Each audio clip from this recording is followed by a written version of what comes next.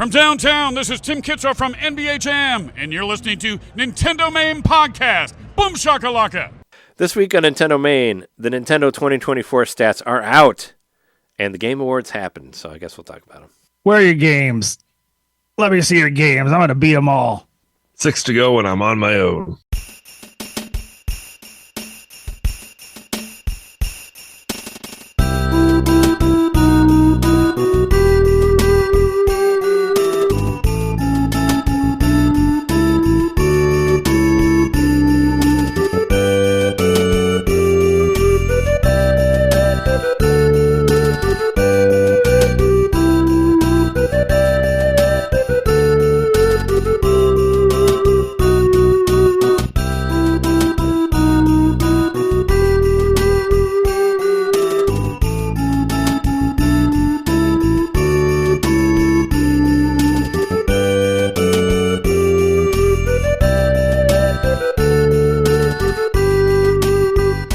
Six on the show in a while. Yeah. It sounds like the end of that. Sounds like song lyrics. Well, thank you. Welcome to NintenDomain Podcast, episode 451. What? Yeah, we're past that. Your place to hear Nintendo fans talk about their 2024 stats and other things. And we are your hosts. I'm Trey, eternal supporter of Friends Podcast, Johnson. I'm Jarenheight 451 Mikowski because Bradbury is here this time around. I'm John, Seafootball Knitter. Yeah, that was on there. We'll talk about the Game Awards stuff. The most exciting thing, I was really starting to worry because, and Jeremy and I, we talked about this after John left last week, but the Switch stats, where were they? I had got a reminder on Facebook that I had posted mine on the 13th of last year, on December 13th, and they hadn't happened yet, and I was starting to get concerned. I was like, Nintendo never really know what they're going to do. They might just be like, this year, we're not doing the Switch stats.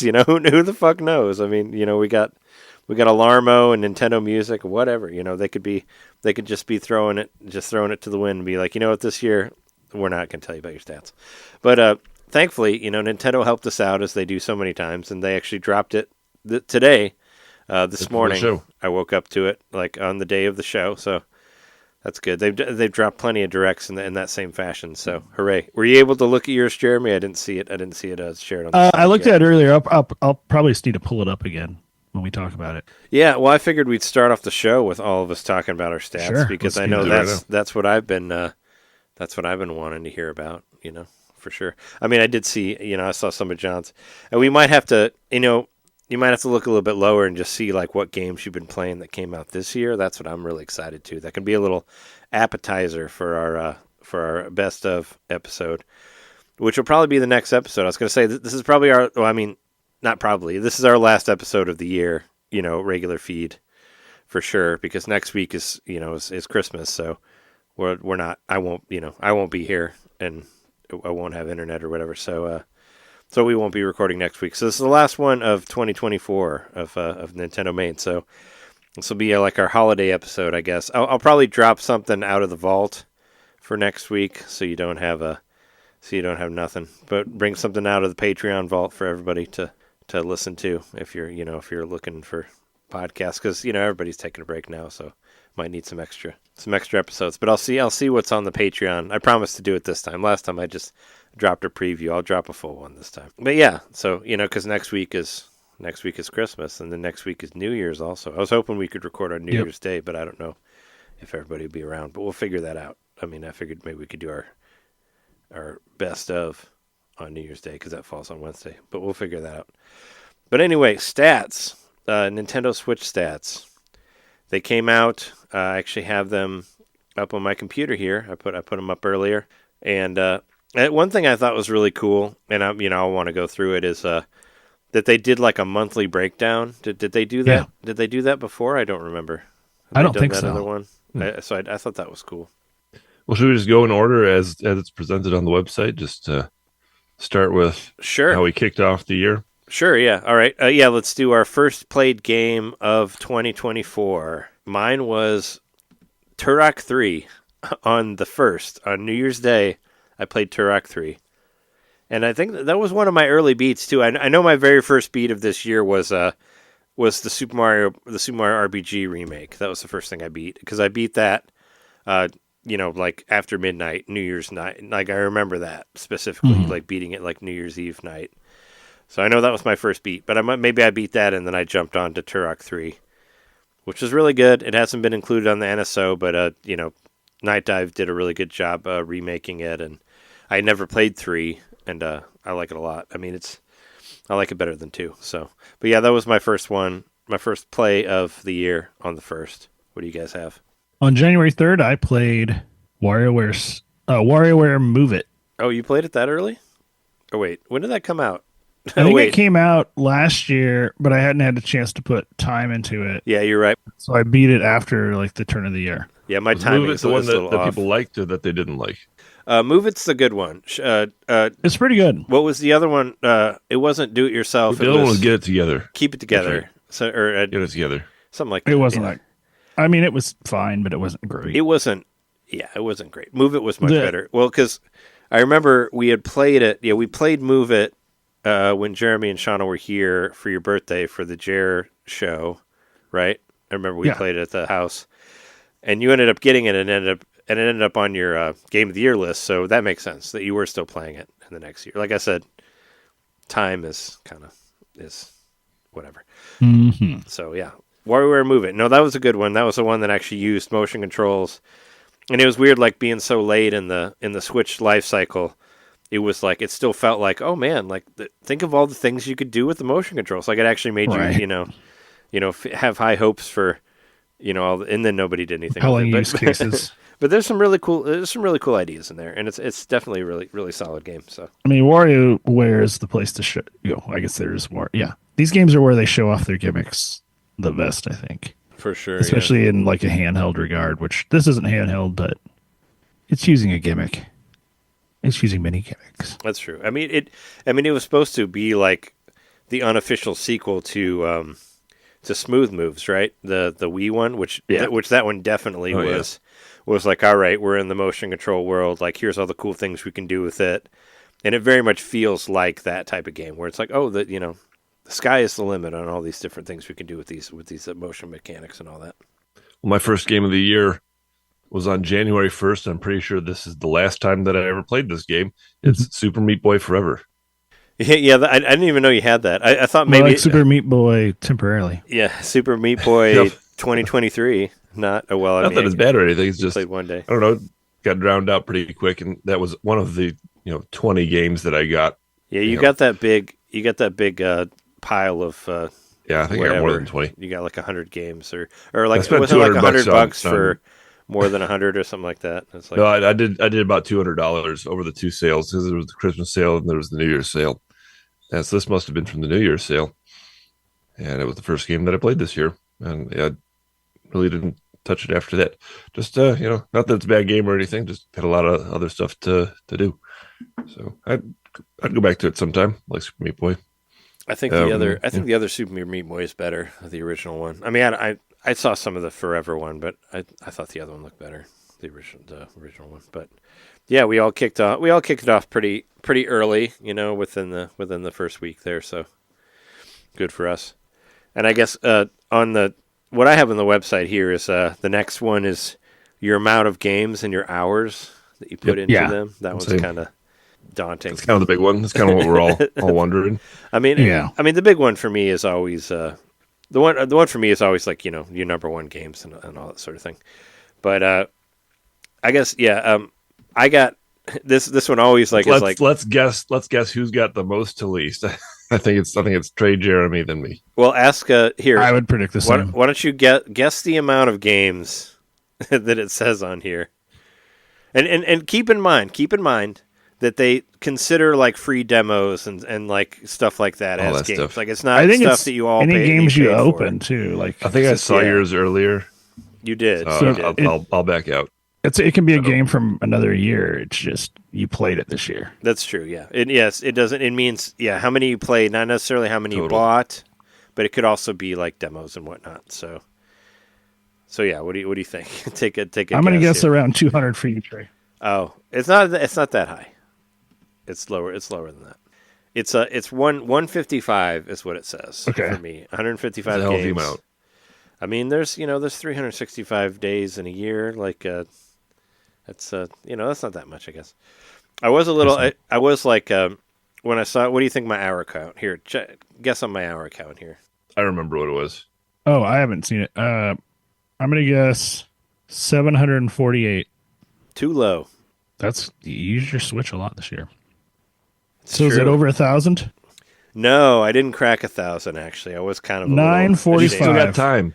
They put these things out too early. You That's still true. got time. So yeah, because when you go through the breakdowns of all the different months, they don't do December, at all. So so whatever. So December never shows up. So whatever happens on December, who knows? It's like Vegas. Whatever like what happens in December stays in December. Yeah, no one knows. No one knows what it is. Yeah, it was 9:56, and I actually I texted Joe and Logan and Shake about it earlier, just to be like, hey, what are you guys playing? Or what are your stats? Joe was the only one that responded, but Joe actually beat me with 1,025 hours. So he cracked 1,000 on there. So congrats. Way to go, Joe. You did it. Well, and also you're a multiple system person. You got PS4, so Me? you definitely played, yep. Oh yeah. Over 1,000 hours all told. Did you do your PlayStation one, Jeremy? Did you check that was out there? I don't know how to do it. Oh, I can send you the link. I mean, I just basically just Googled it. I just said, PlayStation wrap up, and then I will admit I didn't try that hard. I was thinking I had to do it through the PlayStation, so I was looking for it there. Oh no, I didn't. Yeah. Who wants to guess how many hours I have on the Switch? Hold on, wait. Yes. I think I might have the least. I just wanted to say just how low my my PlayStation went. I think it's like 30 hours. But yeah, what's your number at, Jeremy? I'm gonna guess 600. Lower. 500. Lower. 400? Lower. Oh wow. 300? Lower. 200? Is it the equivalent to the amount of hours that you spent playing Balatro? Yeah, but you played Balatro on like 3 different things, right? Well, mostly on PS5. Well, on your phone, but also on your phone, the app. Yep. Okay, so I'll just say it. It's 243. Wow, that's low. That's really low. It is low. That's lower than John. Surprised. You're the lowest of this year. I had an extended period of time I didn't play games. That is true. You had a lot of planning. I have another system that I play a lot. Yeah, you have a lot of planning, but also you did play a lot of stuff on PS5 that is also on Switch. Mm-hmm. So like Animal Well, that was the one you were really into. That Yep. was free on PlayStation Plus. So you played it on there, even though that's also a Switch game. Same with Balatro. You kind of played it on Switch and PS4, but I think you probably played it more on PS4 than Switch or PS5 because you played it on your phone. Remote, mostly, PS4. Right? So I mean, whatever. But you think your PS5 hours were about the same? No. More? Yeah. Probably higher. I mean, I've noticed that from what I've seen online from various groups, various Nintendo groups, a lot of people are playing their Switches less because this is kind of like the end of the Switch, right? Because Switch 2 has to happen next year. Makes sense. And I saw Janet posted on Blue Sky, and I think it was like 15 hours or something like that. It was like really low. She's like, I played this one game. She played The Longing for like 5 hours just to leave it on, and she played Echoes of Wisdom for like 2 hours or something like that. So it was like really, really, really low. But my on the other side, I want to say on the flip side of mine, my total hours for the PlayStation 4 for the whole year was 32. That's what I have for the whole year, which seems like I was like, I played it a little bit, I rocked some of those fighting games on there, but whatever. And it's just I was really curious to see what was on there, but I 100% guessed what my number one highest played game on PS4 was, because there was only one game that I kind of played for a minute, like at the beginning of the year. And I don't know if you guys can guess that one. AEW Fight Forever? No, I mean, no. No, not on PS4. It is on there. It is on my list, I guess, but not as high. My top 5 for PS4 is Yakuza 5 was the number one because I played Yakuza 5 for a minute. It says that I played it for a total of 8 hours, and number 2 is actually Time Splitters 1 because I beat that when it was put on PS4, And number 3 is Time Splitters 2, even though it says Time Splitters 1. It is Time Splitters 2 because it's not Time Splitters 1 twice. I played that for 3 hours. And number 4 is Fight Forever, which I played for 3 hours. And number 5 is Street Fighter 6, which it says I played for only 2 hours. I thought I played that for longer, but whatever. That's my PS4. I have my PlayStation stats here, and this is insane. All right, lay it on me. What you got? I guess I was playing a lot of Baldur's Gate earlier this year. I do remember that. That was my big January game. 259 hours of just that. Oh, Baldur's Gate? Wow. Balatro, 254 hours. What? Elden Ring, 111 hours. Wow. Resident Evil 4, 52. And Animal Well, 32. Wow. I don't know. I feel like the PS5 must count time differently. There's no way I played that long. Yeah, I mean, you also leave it on too, right? I do. Sure. I leave it on. I fall asleep sometimes when I play some of the more boring games. I've seen you fall asleep playing. Like the Resident Evil 4, 52 hours. That makes sense. That sounds about right. Because I've beaten the game twice, and I've started my third playthrough and all that, and that makes sense. And Animal Well 32, I'll say that's fair because I got pretty far in that game. So yeah, but I definitely played more hours of the PS5 this year. That's crazy. Well, I mean, you got that PS Plus, giving you all the free stuff and all that. And I have to choose that one instead of buying it on Switch because it's cheaper because you already got it there. No, I get it. I understand it. I would have totally played Plucky Squire if I could have. Yeah, but they wouldn't let me. I was actually expecting to play it for free through PlayStation Plus, but it was PS5 only, so I couldn't play it, which really pissed me off. But yeah, there was that there. But yeah, the timing is weird too because if you go on my PlayStation app on my phone, it tells me that I played Mortal Kombat XL for less than an hour. That's not true. I played that game for 3 hours in one night. So I mean, some of the timing is weird. It doesn't seem to be having it right. But whatever. I don't know. Remember on the Wii when it would be exact? I missed the Wii time. I don't know why they got rid of that. Or the 3DS did that really well as well, where it had the exact time of the games, and it would show how many times you played it, and it would be here's your top 5 most played games, and I had almost 200 hours on Dragon Quest VII. I think that was the one I played the most on 3DS. I like that game. Anybody who says they don't like it, they're wrong. And there's a lot of hate for that game, but I love that one. It's up there. It's up there on my Dragon Quest games. I had a lot of fun with that game. But yeah, let's move on to I guess our number Jeremy, one. What's up? What was the number of games that you played, Jeremy? Where? Oh, on Switch. On the Switch. See, I don't know how much this matters, but it says 54, but it's games because I'm looking up here while it scrolls by, and some of these games I know I haven't played this year, that I know I downloaded last year. It's saying Killer Queen Black. I couldn't have played that this year. I probably just tried to open up the thing to see what would happen at some point. Oh, weird. But it's been offline since at least 2 years ago.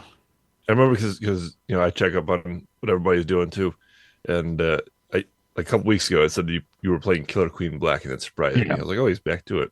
I guess you just opened it up. It's been offline for a long time, so it's showing that. Maybe you want to see if it was if it would work or not.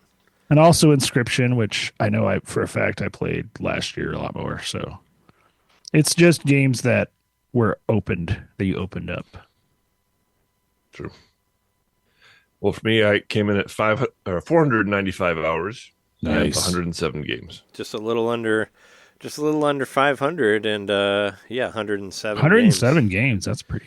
Yeah, it's a lot of games to play. You did have a few different times where you went hog ham and bought a bunch of games at once. You went hog wild. That's true. Yeah, went hog wild.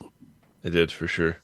Then I had a few games that I deep dove into over the past year, and, Manifold Garden, Ori and the Will of the Wisps. Yeah, you liked that one for a while. Yeah. Arzette, thank you for whatever it's called. Arzette, yeah. Thank you. It was a short game, but you beat it twice. I don't know. I beat it twice. Yep. And then of course Tears of the Kingdom. We'll get to that later. Mm-hmm. Like now. So I get we're at the part of our number one most played game of the year, right? Yeah. Which I want to do 3, 2, 1. Sure. Well, I mean, do you want to guess? Well, we'll guess everybody. I mean, I know John's because I saw it earlier, so I guess Jeremy would just be the one to guess each of ours. Fun. Right, what do you guess, Jeremy? For your number 3 or your number 1? Guess my 1, 2, 3. 1. All right, your most played game was definitely Tears of the Kingdom, John. Mm-hmm. Yep. Yeah. Second is Hitman. Yep. Third is Gimmick 2.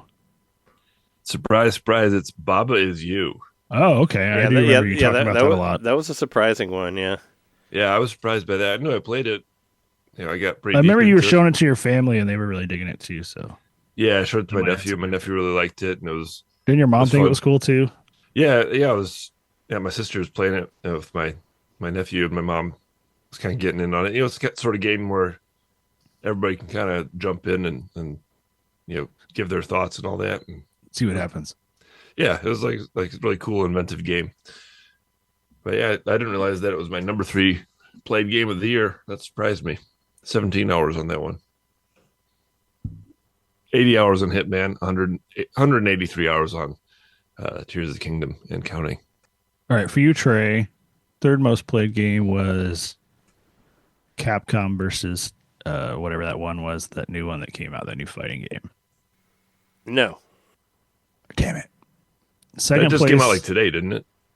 No, you know the one I'm talking about. Marvelous Capcom Fighting Collection that came out. No, not Fighting Collection. The one that's like Marvel versus, or it was SNK versus something. I don't know. It was a weird one that it was on the Wii, but hadn't been out since the Wii that just came out recently. What? It was like its own independent release that you bought. I don't know what you're talking about. Oh well, whatever. Are you talking about Rage of the Dragons? I mean, that was a Neo Geo No, game. It's a fighting game, but whatever. Tatsunoko, that didn't come out. Tatsunoko, that's what I'm talking about. Yeah, but it didn't come out on Switch. Unfortunately. Oh, it didn't. Okay, no, never mind then. Whatever. I'm still gonna keep going. Second place is gonna be. You don't have another guess for 3? Ease 9. No.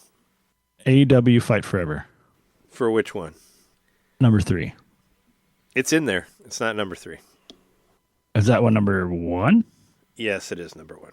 Okay, and then number 2's got to be. It's got to be. I think you're going to be wrong on it. Number 2 is actually. It's kind of a. It's actually not all me. I had a little help on it. No, I remember now. I remember I saw your notes, so I feel like I'm cheating a little bit. But yeah, it's Peglin. Yeah, my number 2 is Peglin, but that's because Jess and I did the game share, so we both played the game. So I actually got help. So technically, it's not my number 2. I think Jess played it a lot more than I did before they got it on the phone, which they play that all the time now. But so I think that my actual number 2 is the Paper Mario and Thousand Year Door. That's the one I have as number 3 on here, which it actually says it has the same amount. So AEW Fight Forever, it says 72 hours, and Peglin has 37 hours, but Paper Mario and the Thousand Year Door also has 37 hours. So, so that's what it has. But I think that's actually my number 2. And if you look, farther on the website, when it says pick your favorite game of 2024, you can actually go back and look at other ones that you have past 3. And according to that, my number 4, which I think is my real number 3, is Fortnite. Super Mario Party Jamboree. Oh yeah, that makes sense. That one. That one is my actual number 3, I think. Followed by Yakuza Kiwami and Endless Ocean, Marvel vs. Capcom Fighting Collection, Bakaru, Dragon Quest III, Echoes of Wisdom, so on and so forth. All right, well, neither of y'all have seen mine, so. Oh, your top 3? 3, 2, 1. Yeah. 1, 2, 3, however you want to do it. Number 1 is Balatro. Damn it! You're right. Yep. Is it? It is. Balatro. I don't love it because. Oh, Balatro. I'm sorry, I mispronounced the it. amount of time I spent with it, it's so minuscule compared to the time I spent with it elsewhere, and it's still my number 1 Switch game of the year that I played. 250 hours on PlayStation. That I'm going to guess. Okay, 100 hours on Switch. It's not that bad. No. 50? Yeah, Switch? it's 45. Like 40 or 45. 50. Yeah. Did you play it first on Switch? Yes. I would think. Well, maybe this is your number two. I'm guessing your number two is the Nintendo World Championships game. Correct. Because you played that game a lot. I remember you played that a lot. 43 hours. More than either of us did. John and I played. Well, I got like, every stamp and every. I did everything you can do in it, other than keeping up with the weekly stuff. Yeah, you got it after both of us, and you ended up being the champion. It was funny because you waited the longest on it, but you played it for twice the amount that either of us did, and we both got it like right when it came out. So that was kind of funny. There's this thing I do called hyperfixation, but that's I think you both empathize with it. You can get very focused. Both done it at different times. Yeah, I have a hyper attention deficit or whatever. Where as I was saying last week, where I play a game for 30 hours and then I stop playing it and play another game for 30 hours, and as you can see, 37 hours for Paper Mario 1000-Year Door. I never made it all the way through that one, but I'll play one for a certain amount of time, and then I'll get distracted and go play something else for close to 30 hours, and then I'll move on and play another game for 30 hours. Seems to be my pattern of things. So Balatro was your number one. Your number two. NES, we just said it. That was correct. NES, yes, right. And then number three, Pentiment? No. Pentiment you had 20 hours on, which I saw online, but it might have not counted if it was in December. I don't know. Maybe they didn't count it in there. Number three is, hold on. Let's see. Let me think for a minute. Super Monkey Ball? No. Yeah. But it is recent. That one's probably too recent on the time. You did put some time in there too. I think I saw no, but this other hours. One's fairly recent as well. The one that is number three is recent. A game I started recently. Oh. Come on, this is softball. I'm gonna go to the beat it section. Oh, Echoes of Wisdom. Yeah, Echoes of Wisdom. Yeah, man, this is just a paltry 27 hours, and I honestly feel like I did most of what can be done in that game. I put like 35 hours into that, and I haven't beat it. Yeah, 27, and I have finished that game. Still barely touched a horse. Did you get to ride a horse? No, I gave up on caring about the horse. I just stopped pursuing that avenue. I mean, did you see one though? Like, I remember there being one. I saw one. I've ridden one, but it wasn't like mine to command or whatever. Like, yeah. I remember there being one at the beginning, but I just kind of didn't really pursue one or saw a way to pursue one or whatever after that. Yeah, it hasn't necessarily been an off year for Nintendo per se, but the stuff that I've wanted to play has been available elsewhere and for cheaper or whatever. So that's affected my Switch time for sure this year. Sure. Also, just I don't know. I think my new phone too, but we'll talk about that more when we get to that specific thing later on. And getting married and all in a kinds different of episode. Stuff, Yeah. There's, this is the last full year of the Switch's life cycle. So this is to be expected that some people would be looking at other stuff. And according to the many rumors. I mean, everybody's saying like, January, real quick, we're going to see, them talk about it. And I don't know why they wouldn't. I mean, I figured they probably wanted to make it through the holiday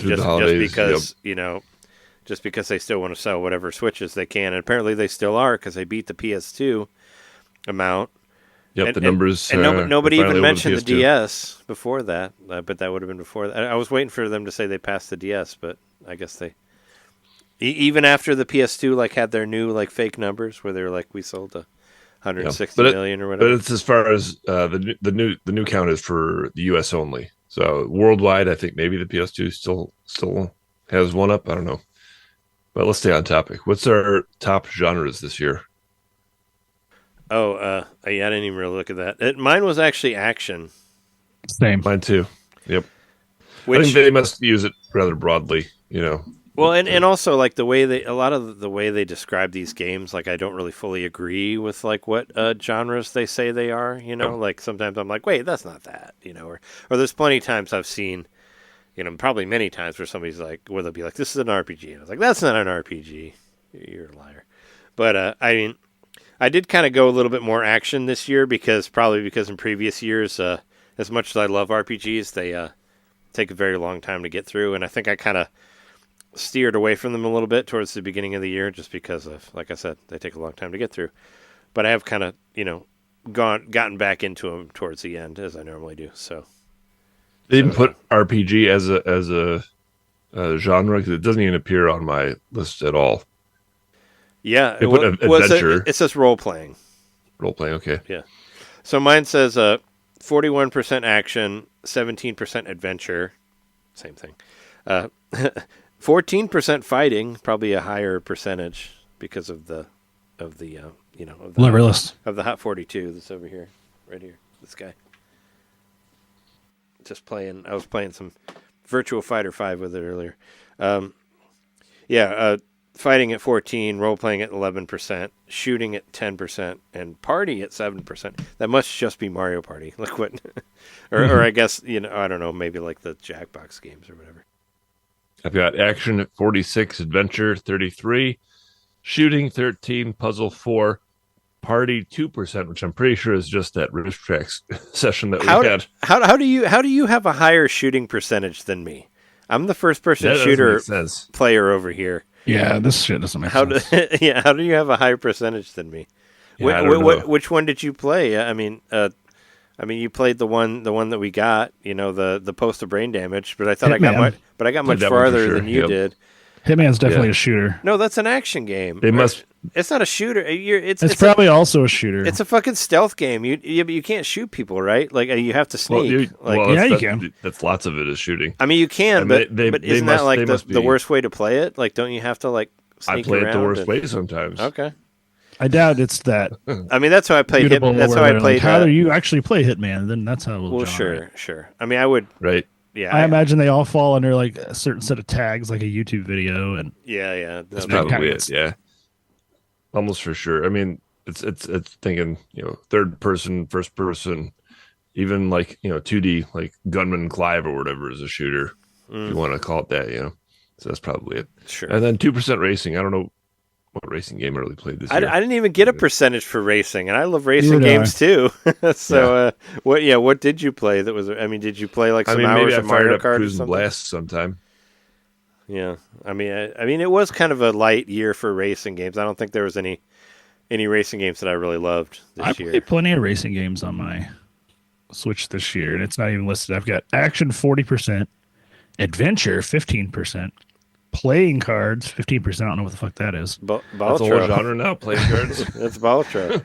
Party 13%. Role playing 9% and puzzle 8%. So yeah, I know I played like several different racing games this year. I mean, they were games I already played, but that I already owned, but you'd still think, I don't know. Why isn't racing in here? That makes no sense.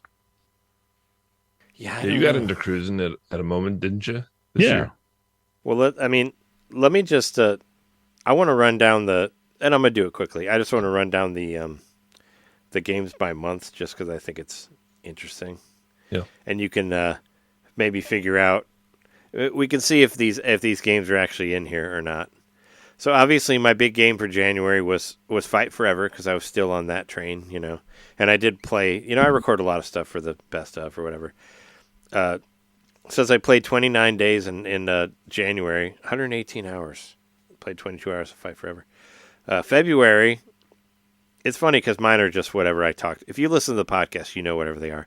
February, my highest played game was the Tomb Raider 1 through 3 remastered game, which I played a lot of when that came out. 13 hours. March, Star Wars Battlefront, the HD remaster, 21 hours on that. April, Kudzu was our guest, 10 hours. Played the most played game in April was the Kudzu game, which I like that game. It's good. You guys have it. Play it. May, 32 hours and Endless Ocean Luminous. I had a great time with that game, regardless of what anybody else says about it. That was in May. That was my birthday. 100 hours played in that month, my birthday month. June, my number one game of June was Super Monkey Ball Banana Rumble. It came out that month, so played a lot of that. That's a great game. Jeremy knows you have it. You beat it. Yeah. Well, spoilers. You got to shit. Got the first credits. 60 hours in June. July, number one game, Nintendo World Championships, NES Edition. So there you go for July. August, number one game. This one kind of caught me off guard. Number one game for August, Street Fighter 30th Anniversary Collection. I guess I was playing a lot of that. Maybe that was around the time. I don't know. We were playing it online for a minute for Monday streams or whatever. We were doing the Street Fighter stuff, so that was probably around then. And also, I did play through most of the games with the leverless then, so I don't know. September. So September was my highest played month. What was you guys' highest played month? Most That was hours. June. I figured it wasn't mine was September. August. What were you doing in August, Jeremy? Well, we did have the pre-wedding party in August, so I was wondering if that. Let me see what probably I'll see what my top game was in August. And you can Nintendo World Championships. So that's when I got that game. Oh, okay, yeah. Oh, yeah, because it was played it for 42 hours that month. Because it was also kind of after we played it in the hotel and all that, and you actually got to experience it. 42 out of the 50 total hours I played it were in August. So I think I got some help on September, because September my highest played game was Peglin, which, like I said, we were sharing the game. So I think I got some help from there. But it said I played 131 hours in September, and Peglin was the highest one. October.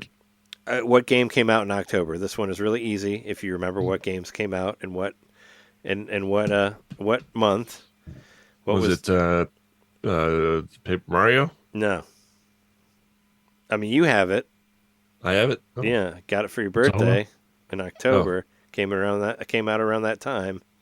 Oh, yeah, Yakuza. Yeah, Yakuza was my number one game of October. It says 21 hours, and I'm over that. Highest game played in November was Dragon Quest III, obviously, and that's the end there of my ones. It's pretty much, you can kind of tell if you looked at any of our episode titles, you'll know what games I've been playing by whatever month. But yeah, I don't know if you guys want to. Do you want to guess what my least played month was? Least played? Oh, September. I'm going to guess September. Yep. How many hours do you think? I think you put 5. in 5, yeah. 15. Less. Not even? 2. Less than? 0, huh? 2? 1 hour. Wow. 1 hour. It says I played 1 hour, less than 1 hour of Nintendo World Championships in September. Wow. Did you just turn it on and looked at it and then turned it off? Apparently, yeah. Yeah. Wow. Just Something about putting on a wedding and a whole concert. Yeah, that's it. That's all that's documented for September. Just gave it a glance. One thing that, I mean, I already told you, you're going to see Balatro in there. You're going to see when I played a bunch of... Dredge is in there because I cracked out on that.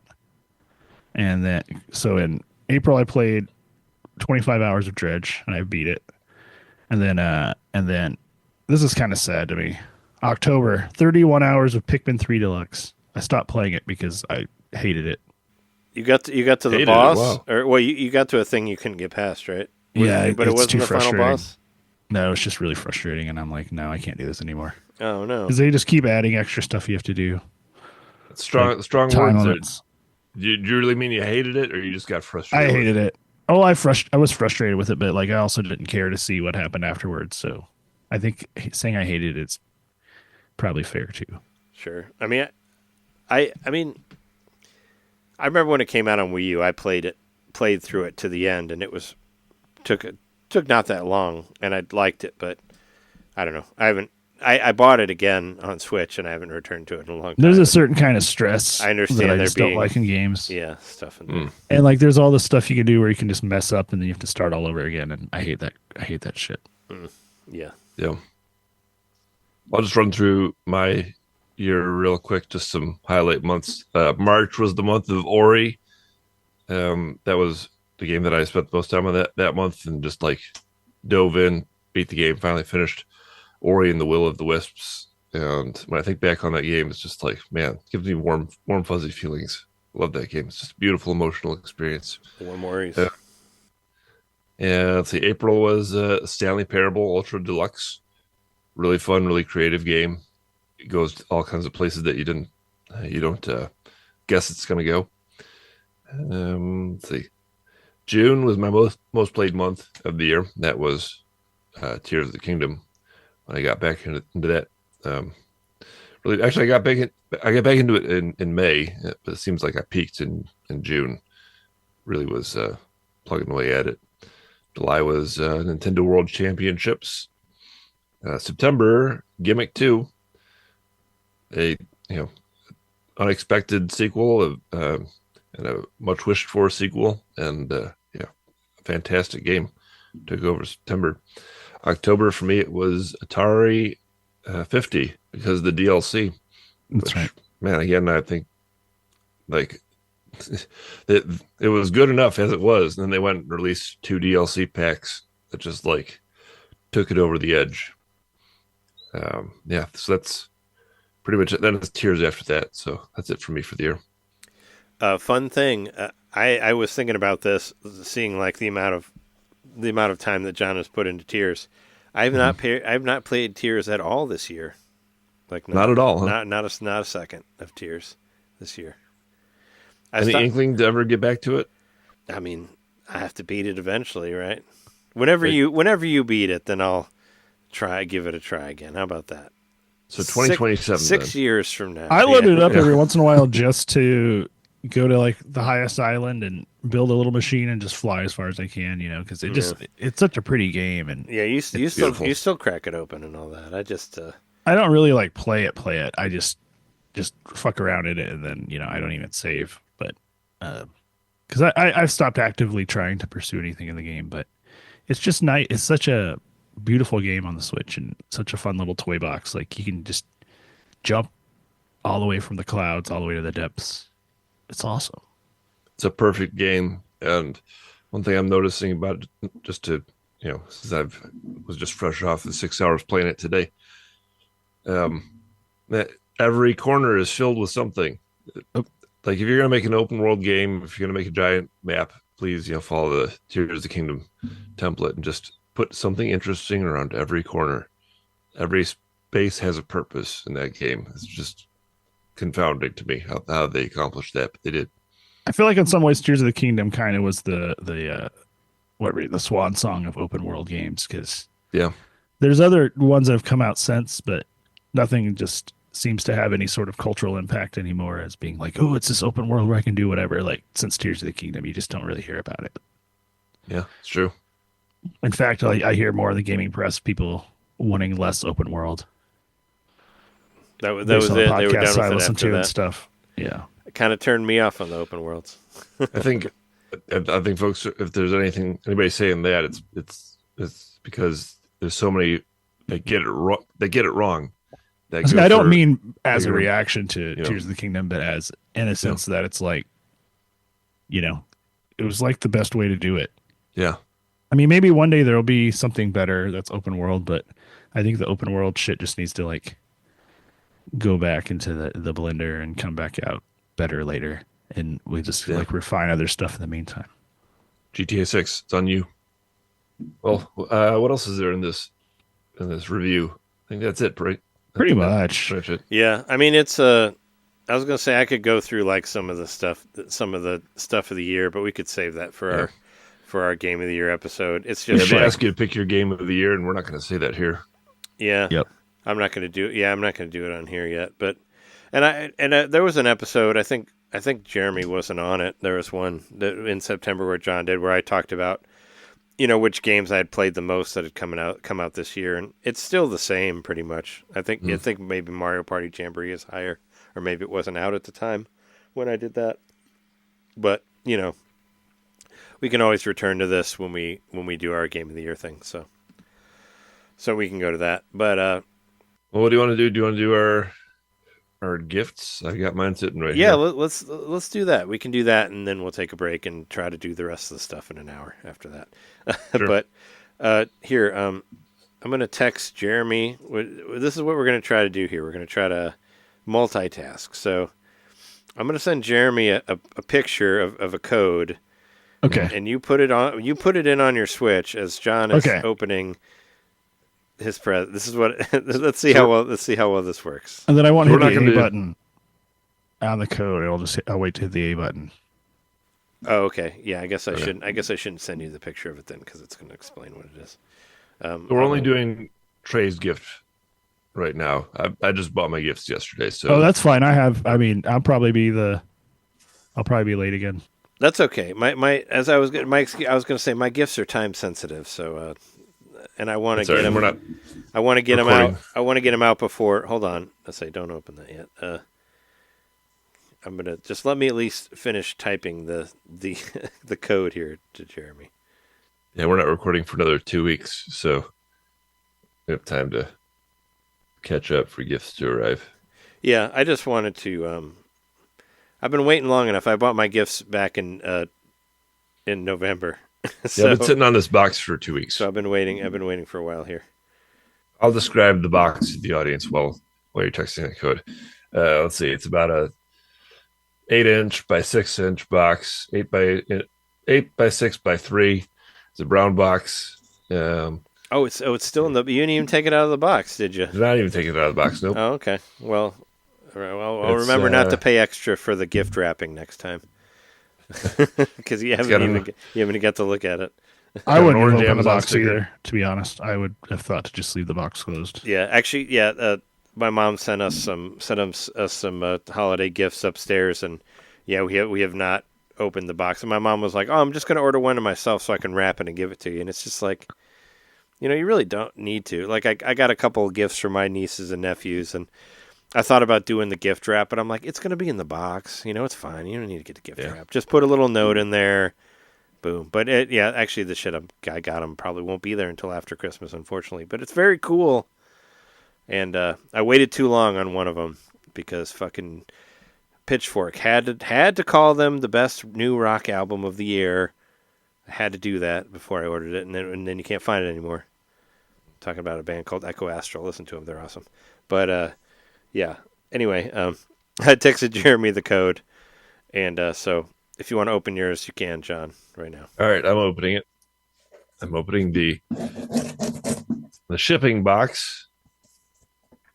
Let's see.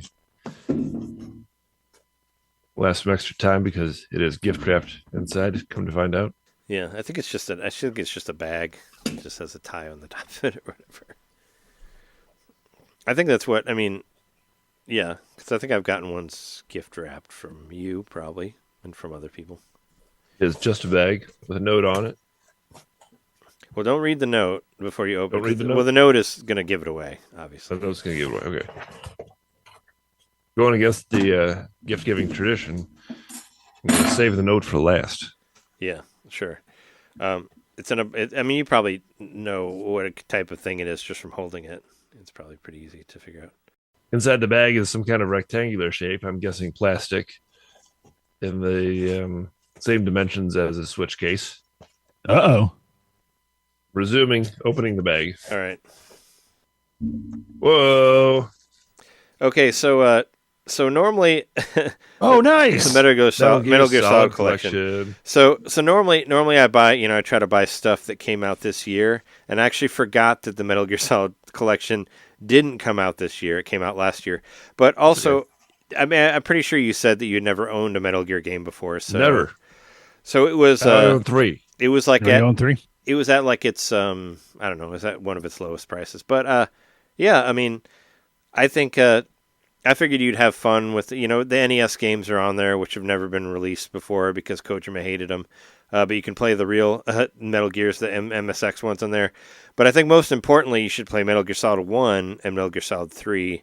I mean, Metal Gear Solid 1 specifically because I felt like it was like definitely a pioneer of like, the cinema, the cinema of games that we've seen, I think was heavily influenced by Metal Gear Solid 1. Like a lot of that, like, the way much of it. As cinematic as games are, like that was a big part of it. And, for a long time, Metal Gear Solid 3 was one of my favorite games, like ever, of all time. So I think those two are big recommends on there. And, and then there's other shit you can fuck around with too. 2 is the only Metal Gear game I've ever beaten. And 2 is the one that was very divisive because they took the snake away. It was like the Last Jedi of Metal Gear games or whatever, where people expected one thing and it went the other way. But you're like Raiden doesn't mean it's a bad thing. Yeah, I mean, Raiden. I played a little bit of 2, and it's good. And I remember watching, of course, Jeremy and I, we watched the ending. We watched Brian beat it in Kentucky. And just seeing the end of it, I was like, I don't know. And also I didn't have a PS2 at the time, but I did buy. I believe the ending is like well over 30 minutes. It's long, yeah. It's very long. I think it's longer than that. But no, I think you should definitely play. And, you like Hitman. Yeah. And there is like a stealth elements to these games, but there is a lot of story. But I mean, I think those first 3 Metal Gear Solid games are very good. I mean, 2, more or less, but 1 and 3 are really, really good. And I thought you'd enjoy the NES ones as well. So yeah, I've always wanted to try these games. So yeah, this is great. Thank you. I'm sorry. I think even though it's a physical game, you still have to download like 20 gigs of extra shit or whatever to play it. So sorry about that. But yeah, that's okay. I mean, I'm starting to, don't worry about it, because I'm starting to veer more on the side of physical is kind of a good thing. I'm also curious because the Metal Gear Solid collection, even though it says collection, all of the games are actual separate apps on the Switch. So I'm wondering if you can play some of them without the cartridge, just because you do have to download whole games and you don't open it as one thing. It's because didn't Grand Theft Auto do that as well? The Grand Theft Auto trilogy, they were all separate, separate applications within the menu. They're all separate, It's true. So there you go. Yeah, Metal Gear. I hope you enjoy it. I will. This is awesome. It's I was kind of going back and forth from different things, and I just saw that one was at a good price. I always try to get. This is a great choice. I always try to get stuff for Black Friday, around Black Friday time as well, and I went for that one. And you can read the note in there if you want. It's short, but let's get the note. Let's see. Here comes note. Here comes note. Here comes note. Here comes note. It says, let's see, at the end of the Metal Gear Solid games. Oh man, why you ruined it for me? Oh no. Merry Snakes Miss. The whole thing just folds out. There you go. It's just like Merry Snake Miss. I should have just said a CDS receipt of Metal Gear Solid lore. I should have said Merry Snake Mess. That's what I should have said. I mean, you'll hear that a lot if you play the games, which you should. Like I said, I mean, they're good games, and definitely. I hear you're gonna eat snakes in the third one.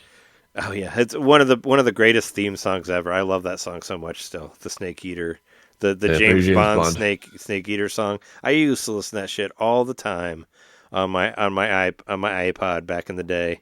Like that was my jam. Was fucking Snake Eater. That was a badass song. But yeah, it's good stuff. But yeah, Jeremy, did the code? Is it correct? Yeah, now? The code's in there. I mean, I think so. It's filled up all the digits. All right, we'll hit enter and see what it says. I can't read that. It's way too bright for the camera. I still can't. It's all white, and I cannot see it. Oh, there it is. Yeah. Now you look at it. Splatoon 3 expansion pass. Cool. Side order. That's awesome. Oh, so you got it's got all the extra shit in it. Well, it's mostly for side order because I know you're a big fan of roguelikes, and side order is a roguelike, and maybe a roguelike or roguelite, whatever, but I need to go back to this game. I thought you would enjoy it. I know you really like the single player Splatoon, so I did. I forgot to mention it a couple weeks ago, but I went back to it for a moment. Because I saw you played it for watching my nephew. Yeah. I was watching my nephew, and I was like, I bet he'll like this because he really likes. He's come to like Plants vs Zombies. That's his favorite game. The shooting one, not the tower defense. The shooting one. Yeah, the shooting one. Yeah, and so I showed him Splatoon 3 when it first came out, and he was, of course, like 2 years younger. It didn't gel with him at that time, but in the meantime, he's really gotten into Plants vs. Zombies, and so I showed him Splatoon, and he loves it. So, it's a fantastic game. It got me back into it for a minute there.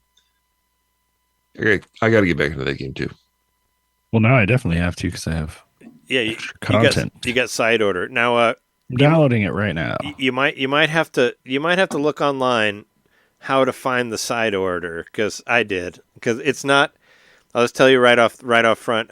It doesn't really tell you exactly where to go when you have it. So it might be. So side order is the roguelike thing you were talking about. Yeah, side order is the DLC that you got, which came out this year, and it's like it's good. I'm not very good at it because I'm just regularly not good at roguelite stuff, but I did really like it, and like I said, since you liked Balatro and Peglin and all this other stuff so much, I thought you'd enjoy it. So that was what, I was trying to get, got that. And that was my double gift, that and Monkey Ball. I gave you Monkey Ball first because I wanted you to have more time with that one. Which was the right choice, I think. So I appreciate that. I did that one early. That was a birthday. I did the double birthday Christmas whatever combo there. Yeah, so I appreciate it. That's awesome. Thank you. So we'll do Monkey Ball first, so you have more time with it, and then add the. But yeah, Would I rather be a ball or a splat? Yeah, I wanted to get a couple. There were a few I was thinking. You can be a ball in both. You can splat in both. But yeah, those were both that I really liked and thought you would enjoy, and maybe you can give me tips on side order. I did really like side order. I just the problem with roguelites is I can only stay with it for so long. And then I keep dying, and I'm like, well, But I did have a lot of fun with it, and it's got brand new music. There's new enemies that aren't in the regular game that are in the DLC, and it looks nice. It's got that like Apple White design to it and all that, and it is kind of difficult to find though. Like I had to look up online where it's at, because there's you have to take an escalator somewhere, but you have to find it in the main map, and it was a little confusing. So you might have to. Just take a look, because I bought it and I was like, wait, where is it? Because I can't find it, and then, you got to do some things. And also you can do, I think they're also included with it. You can do the retro stuff if you want to make if you want to make the main world look like Splatoon 1 or 2, you can do that, like where you want to change, how the I remember the overworld does, like that. That's on there as well. But mostly it was for the side order thing, because I thought that was a cool addition to the game. So, which means I'll have everything for Splatoon 3 pretty much.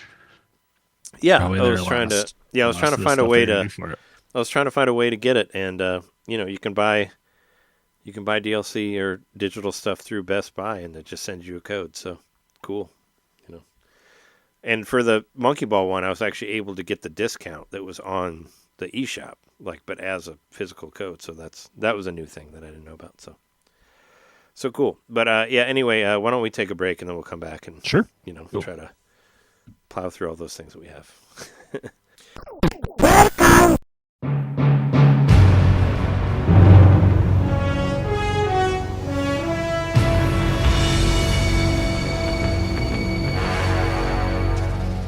What a thrill, with darkness and silence through the night. What a thrill.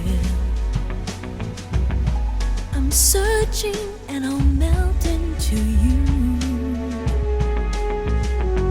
What a fear in my heart, but you're so supreme. I give my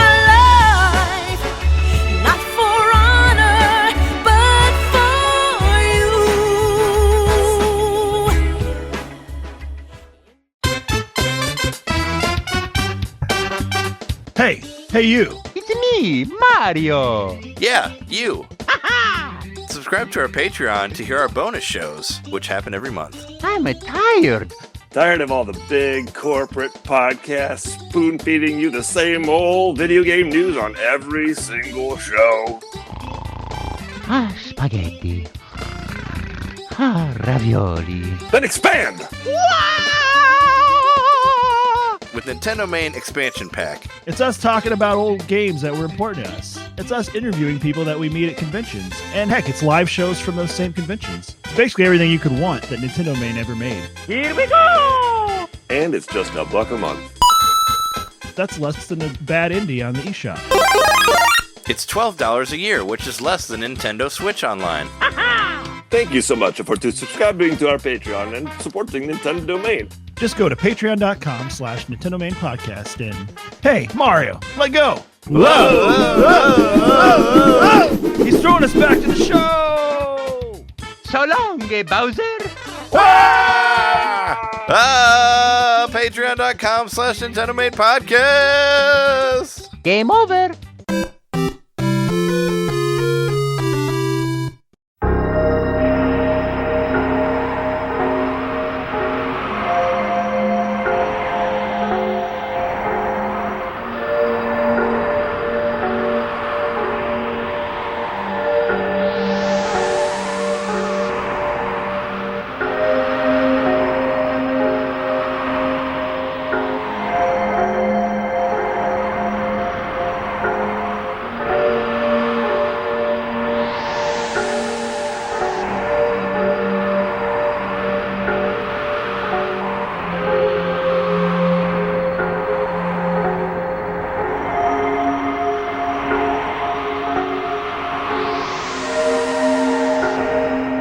Anyway, we're back from the break.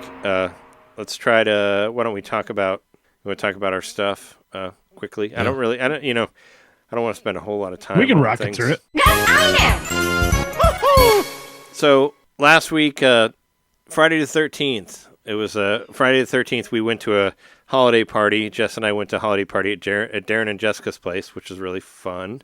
It was a 3-floor holiday party at a 3-flat, and every floor was a different thing.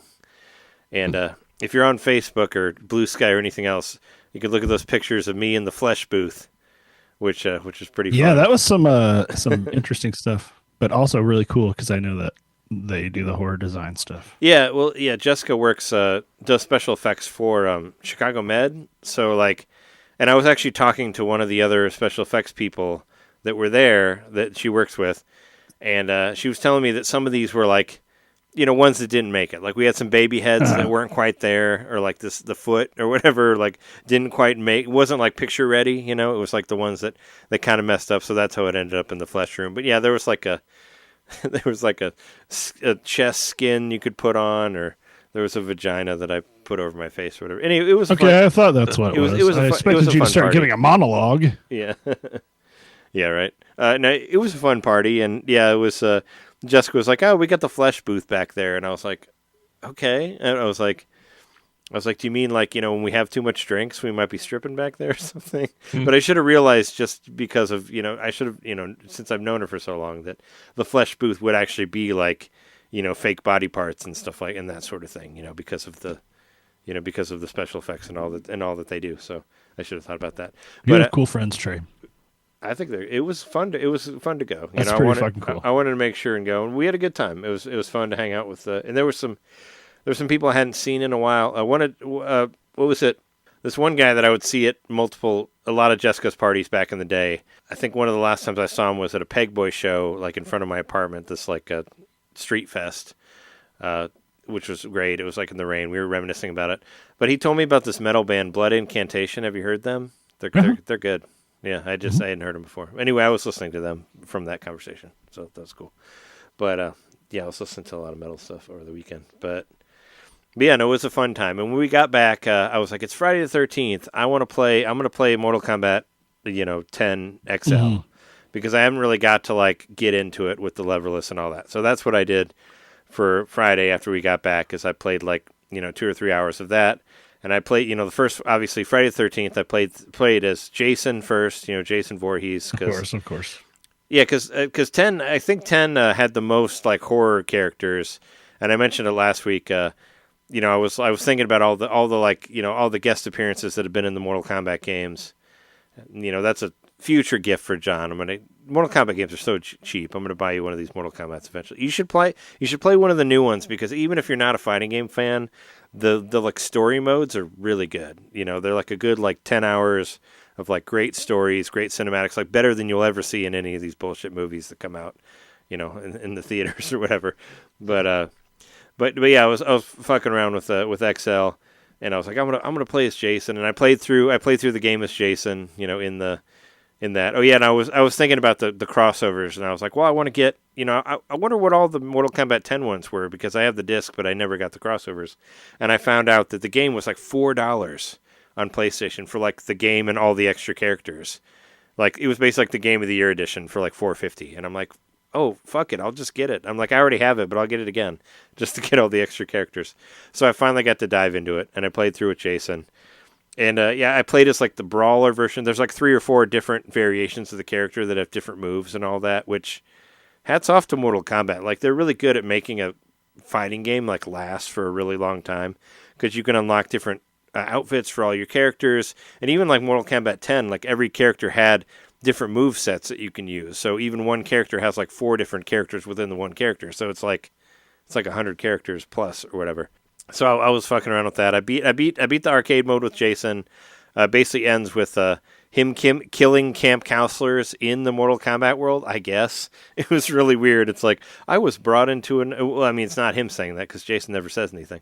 But it's he was in he's brought into a different dimension, but he's still killing camp counselors. I was like, where's the Mortal Kombat camp? Where's this? I feel like the camp counselor, once they're in that world, they're well, they're probably going to die. So at that point, does it matter who kills them really? So like, does it kind of takes the gravity away from it. Well, I'm like, so did Jason get drowned in the Mortal Kombat world, or he got drowned in this world, and then he got brought into Mortal Kombat world, and he thinks they drowned him just because they're counselors, and they think they're the same? Do you think because Mortal Kombat's this one's all alternate timelines that Jason is like their version of the Mortal Kombat version of Jason? I don't know. Well, yeah, I guess the newer Mortal Kombat's, they've got into they got into the multiverse. Johnny Cage played him or something. Could be.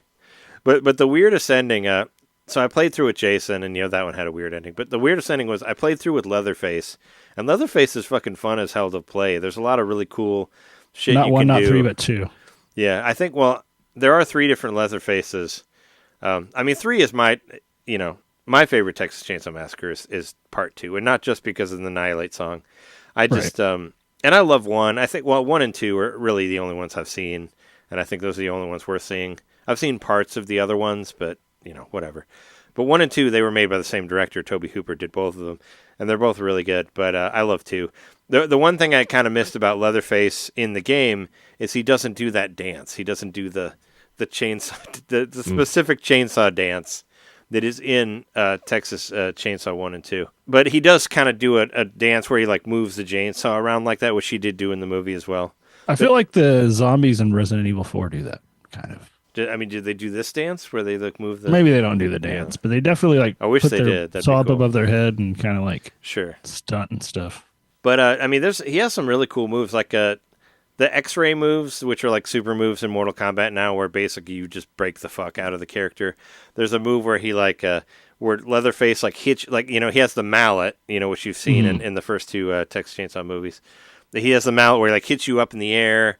And then you fly up, and then he puts the chainsaw under you, and then he knocks you back down with the mallet, and your skull explodes, and the chainsaw goes through your stomach. I mean, it's much more violent than the actual fatality is the X-ray moves. So when you think about it, it's performance art at that point. This is something they had to practice a lot to get exactly right.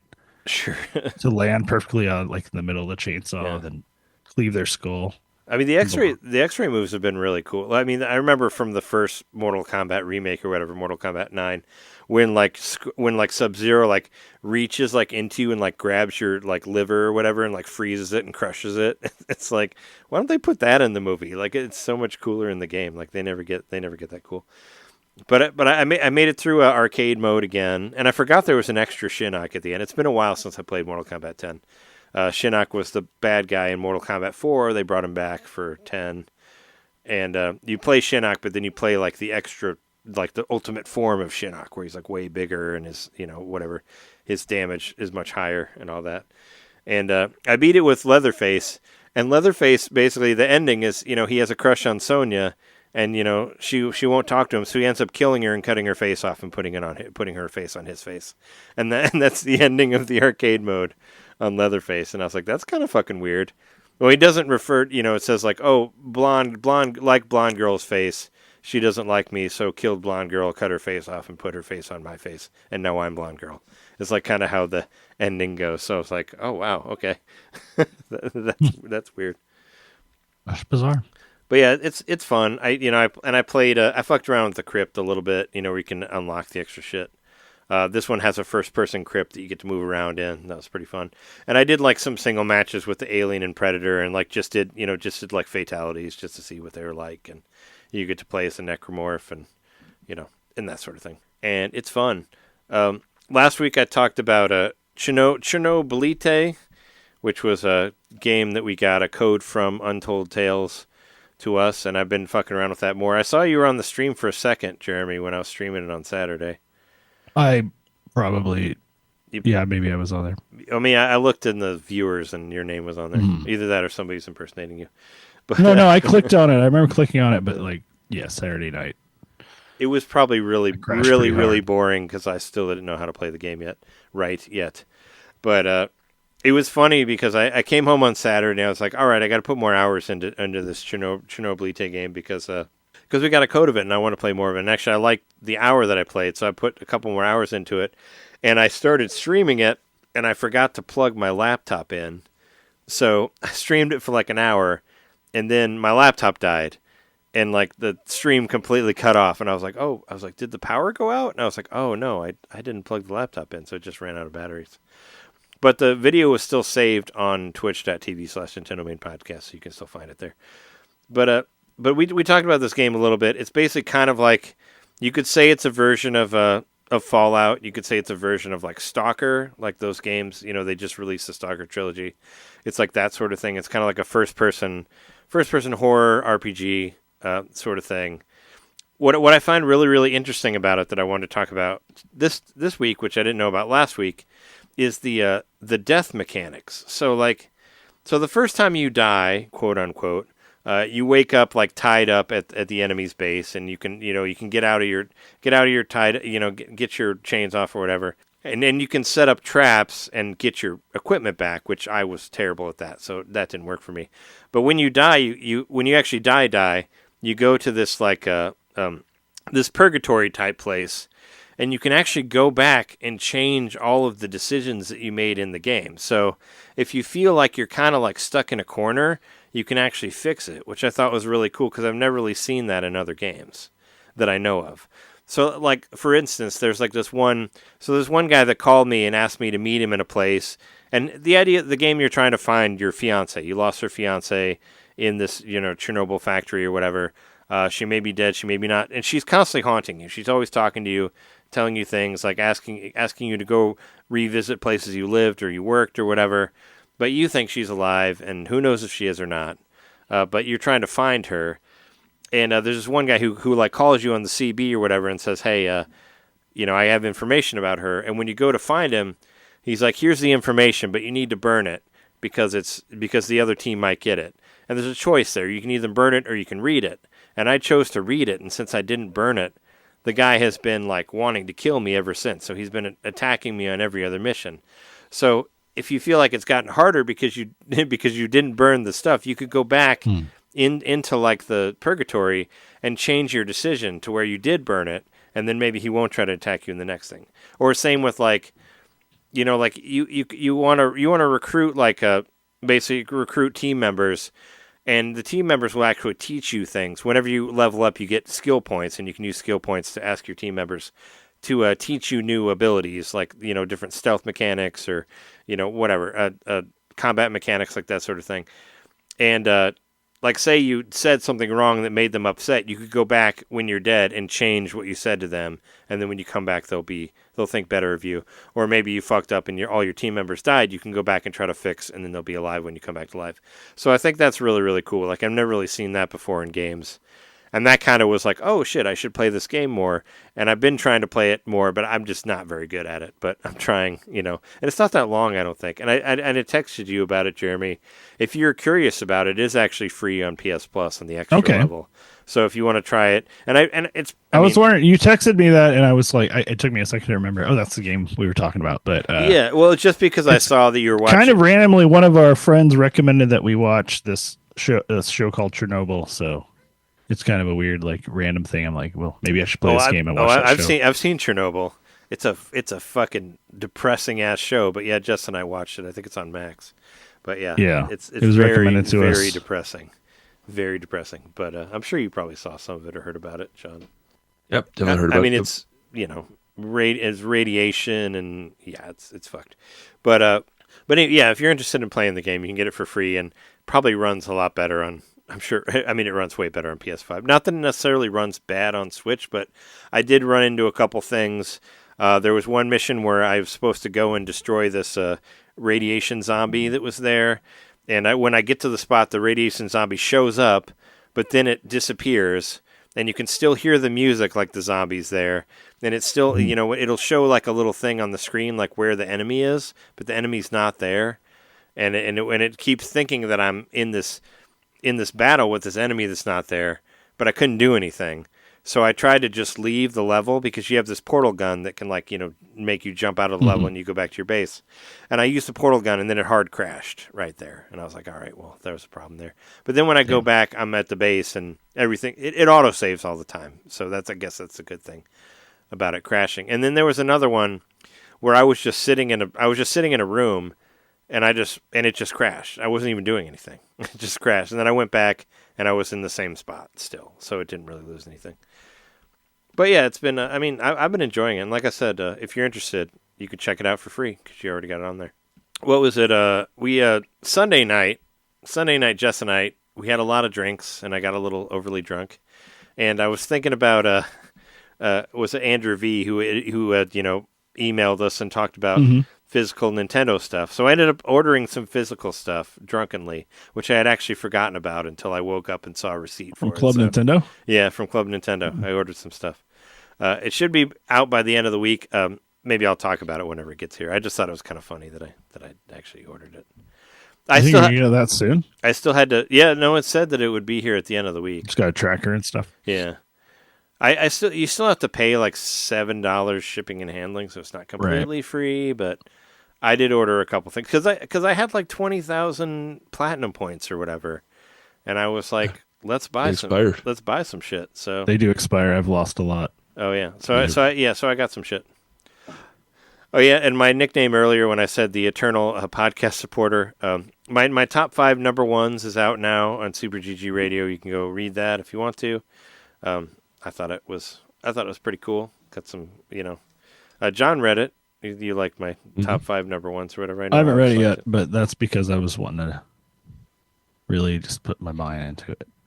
It was a nice take on a different take on a top 10 or top whatever. I think I'm also just a little worried about it affecting what I have to say about. Oh sure, yeah. Since you're a host on my podcast, you don't want I do things. You don't want to. Yeah, you don't want it to upset your top games list. Not even that, but I don't want it to ruin the because part of that the fun of that episode every year is hearing what getting a little surprised sometimes. Yeah. Usually, having talked to you both the full year, I can usually guess, but sure. Well, still. I always try to not I try not to spoil this podcast, obviously, from that one. So I always try to do something different. Like I think, what was it, last year I did like top 5 games that I actually beat. That actually got to credits. And I think the one before I was like top 5 ports to Switch, which will be much different. And I always try to do something different. And this year I was like, well, let's do top 5 number ones. Like what are games that I think are the number ones, and a certain thing that I probably won't mention. I mean, there's a few on there I don't think I'll even mention on our Game of the Year because I try not to do, re-releases or remasters or whatever if they aren't different enough, like that sort of thing. So there's probably a couple games that are on there that are not going to be on this one. But yeah, I did that. You can check it out on Super GG Radio. And also, I recorded a video for Corey from Nintendo Pow Block. He hit me up on Blue Sky for they're doing the Bossy Awards, their Boss Rush Games podcast. They're doing I need to follow them on Blue Sky. Just go to my thing and just copy them because I've been I've been following people like crazy on Blue Sky all day now. I haven't been on Twitter since before last week's episode. Like I literally haven't gone to Twitter other than I think one of your links. Oh yeah, I clicked on tonight went to like a blank Twitter, but like I haven't. I deleted the app on my phone and I haven't been to the website for over 10 days now. The only time I use it is just because I have my like Nintendo news list that I check on there, and maybe the algorithm's a little bit better on there, but I can see more things. But I made a Nintendo list on Blue Sky as well, and I'm trying to just stay on there more. But yeah, I've been like following everybody. The only problem is, and I said this before, is the Japanese companies are not on Blue Sky. Like I watched the Virtua Fighter Direct. And they were just talking about their Twitter accounts, like Sega's not on Blue Sky, Nintendo's not on Blue Sky, Nintendo of America is not even on Blue Sky. It's all still on Twitter. So it's like if you want stuff directly from the source, you can't get it from there. So that sucks. But there's that sort of thing. But I played the Fantasian Neo Dimension demo came out. I got to fuck around with that for a little bit. Played it for like 40 minutes. Hironobu Sakaguchi's love letter to the PlayStation 1 Final Fantasy games. It very much feels like a PlayStation 1 Final Fantasy game. It's kind of weird because it's HD now, so like the 3D characters on the static background looks weird, I think, because it suffers. Right? I think it looks worse because of that. Yeah, because of I played through the whole demo. You did as well. Okay. Yeah, I was on a tear this week. I played through the full demo just because I wanted to see if I could get further than I got in the mobile version, which I did. And I remember I didn't even play the mobile. I stopped playing it on the mobile version well, for one, I did eventually figure out how to, hook up a controller, but by then I just did. I don't know. I didn't want to like restart the game or whatever. I just kind of had given up on it. But I do remember like on my iPhone, what was it? My like 12 mini or whatever, the small one I had. The screen was just too small to play that game. I wasn't enjoying it. And on the bigger screen, I think it's definitely more enjoyable. I think the battle system's pretty fun. I like the battle system definitely. So I don't think you got to the point, and I hadn't gotten to it on the mobile version either. But you eventually get this item called like a dungeon portal, or I don't know. It's got some weird word, but basically what you do is you turn this on, and instead of having to fight your random encounters, all the enemies go into this little machine. Oh, I heard about that. Yes, it stores them up like Ghostbuster souls or whatever, like, and then so you can marathon it, right? Right. So it can only hold up to like 30, and if you let it fill up too much, then it explodes, and then you have to fight all of them at once, whether you like it or not at that very moment. Is that the thing? The other thing you can do is that the thing that you find in your in your special area? Because I did just find the machine in there, but you're like, you don't remember what that is because you have amnesia. I think that thing has multiple functions, but that's like the first function that you figure out that it does, and it's pretty cool because like you can, once you get that, you can actually like push the story along a little quicker, and you can just go back into town, and then when you play the battle where you fight everybody at once, it's fun because there's different rules. So I think it can only display like 15 enemies at a time on screen, or it might even be less than that. It's probably less than that. It's probably like 10, because they'll kind of like come in and refill, kind of like in Peglin, like as you kill them, like new ones will come in. Oh, okay, yeah. But they're, since you have so many on the screen at once, you use your attacks that can affect multiple enemies at once. Then you can attack a bunch more at a time.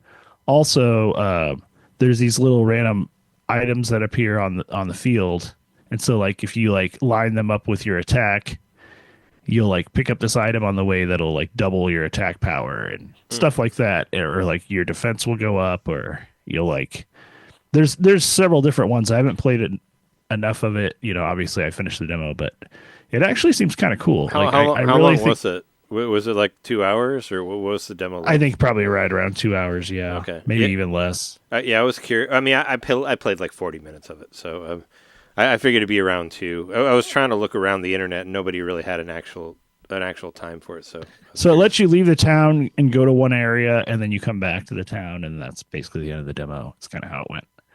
Oh, okay. I'm at the town is where I'm at. I'm at the town, and I just found the secret spot with the machine in it and all that.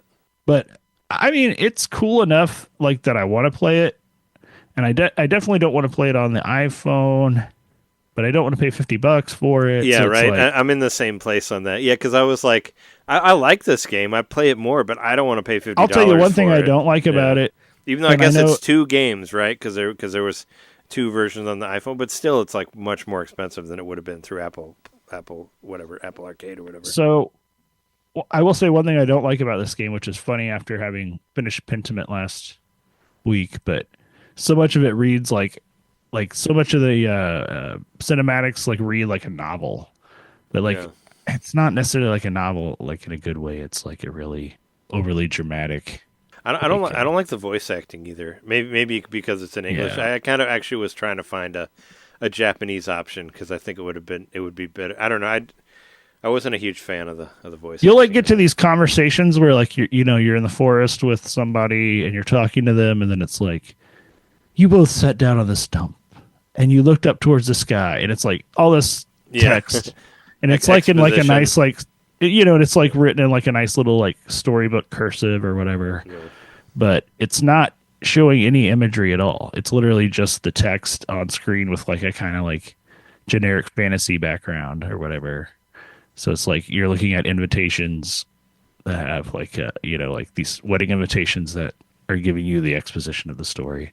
So I don't know. I mean, I understand it was probably working with the limitations of mobile and also like shouting out like old school RPGs that were more text based, but I don't think it's worth $50. Sorry. I mean, well, yeah. I mean, buying it. I don't want to pay $50 for it either. One thing I do think is really cool about that, and well, I don't know if you read up on that, but like the static backgrounds, they did actually make a full model of all of the areas that you were at, and they did actually take multiple pictures of it. So I think that's really cool, like just for the extra effort they put into it.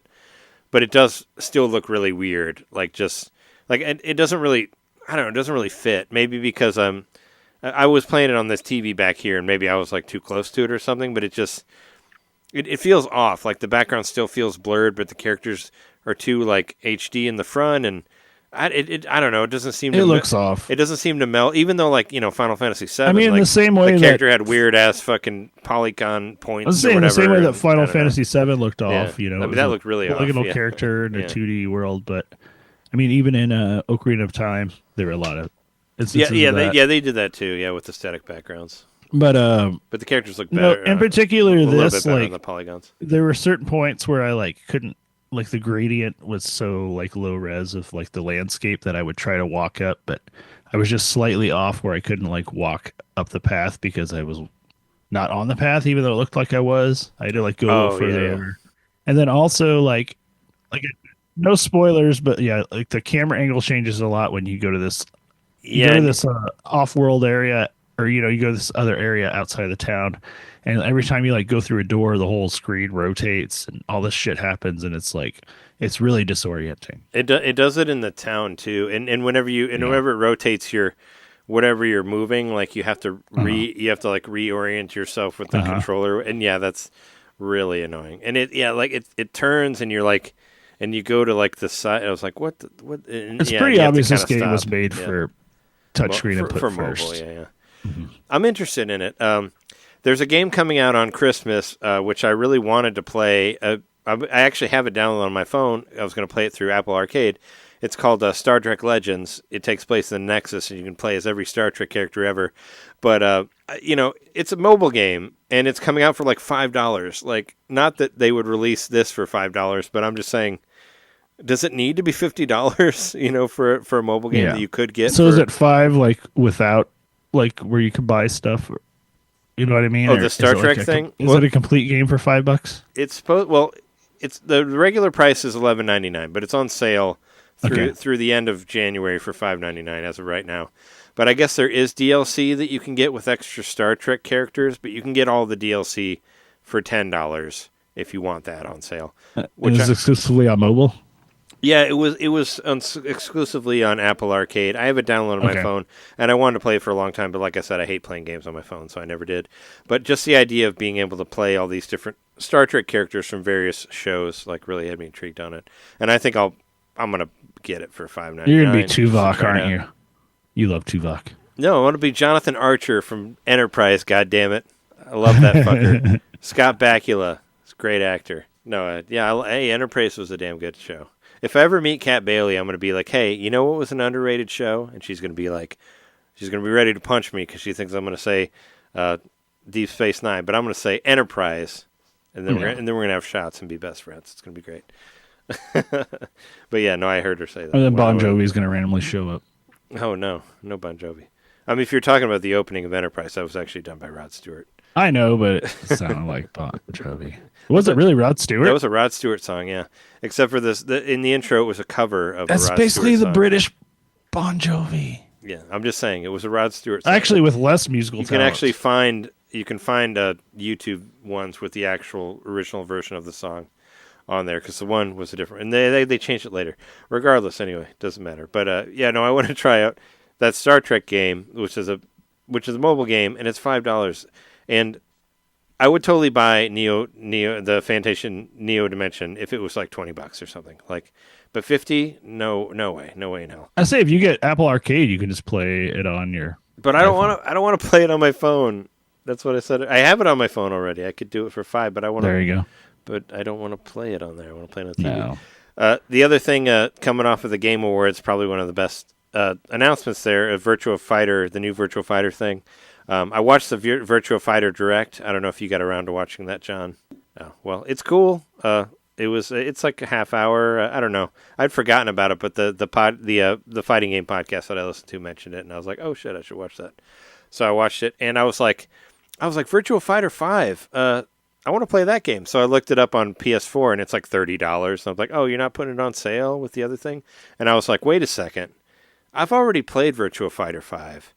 Where did I play it? Wait, I played it for free on PlayStation Plus on PlayStation 3, and I downloaded it for free on PlayStation Plus and PlayStation 3. So I'm rocking the old PS Plus on PS3. I got so many games on there. So, can you play Virtua Fighter 5 in one of the Yakuza games, or am I wrong about that? Yeah, Yakuza 6 had the entirety of Virtua 5 on there. And actually, it crosses over, because I was curious. I remember when John played Yakuza the first time, you said that the fighting in Yakuza reminded you of Virtua Fighter, and there is actual DLC for Virtua Fighter 5 where you can play as Yakuza characters, and I'm like, ooh, I want to do that. That sounds really fun. So I don't know if I can get that on PS3 or not. I guess the $30 version on PS4, you get all the Yakuza stuff on there, but you have to pay for that. I want to know. Yeah. Well, if you buy the $30 one on PS4, you actually get all of the DLC included. So it is like Game of the Year thing or whatever. But I prefer that you didn't have to pay money for it at this point. Well, I wanted it to be like MKXL, right? Where it's like $4 and I get the whole game and all the characters like that. That's what I wanted it to be.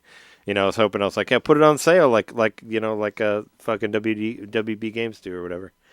But yeah, that's my stuff. I'm done to say whatever you're doing. Well, I can rock through mine pretty quick. Mostly, I just was trying to finish stuff this week. So, I finished Monkey Ball.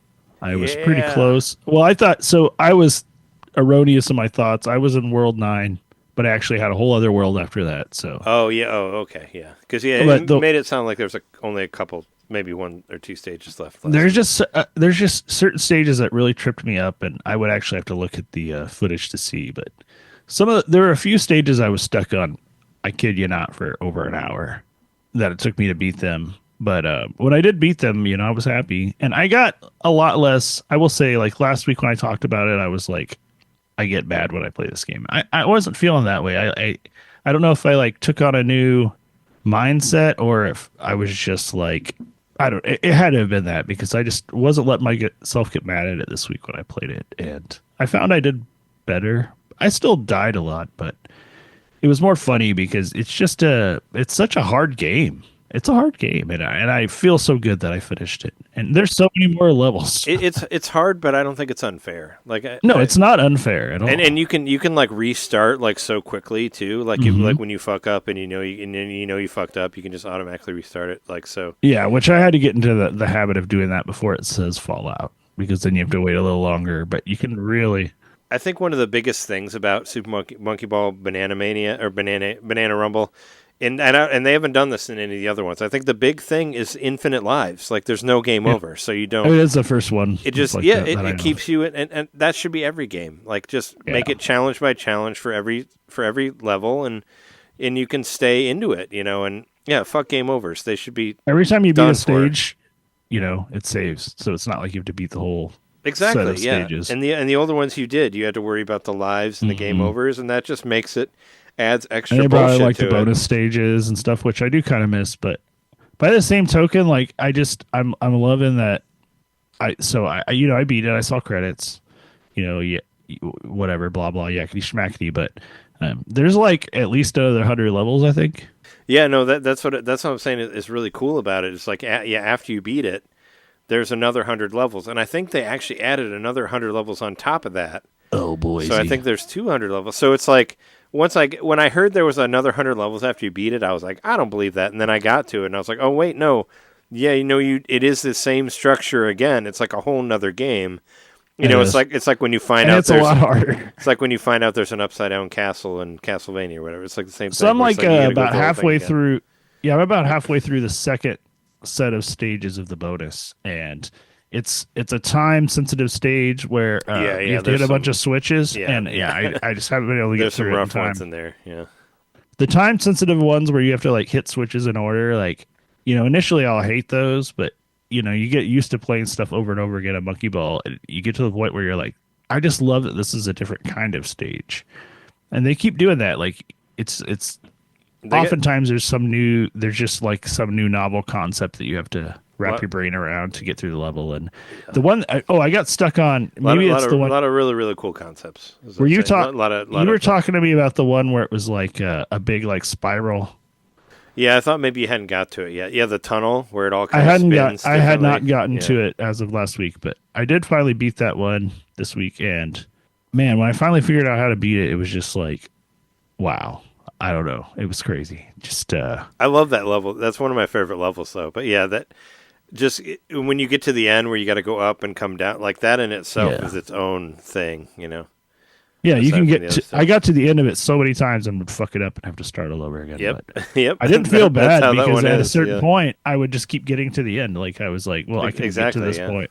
Yeah, that's how. And I feel like I know that's how games are. But like, especially monkey ball games, like you'll look at a level and it'll just look like insurmountable, and you'll just keep fucking it up and you just want to give up. But then like within an hour, you're like hanging out right by the goal and keep fucking up right by the goal, and you're like, I understand this level now.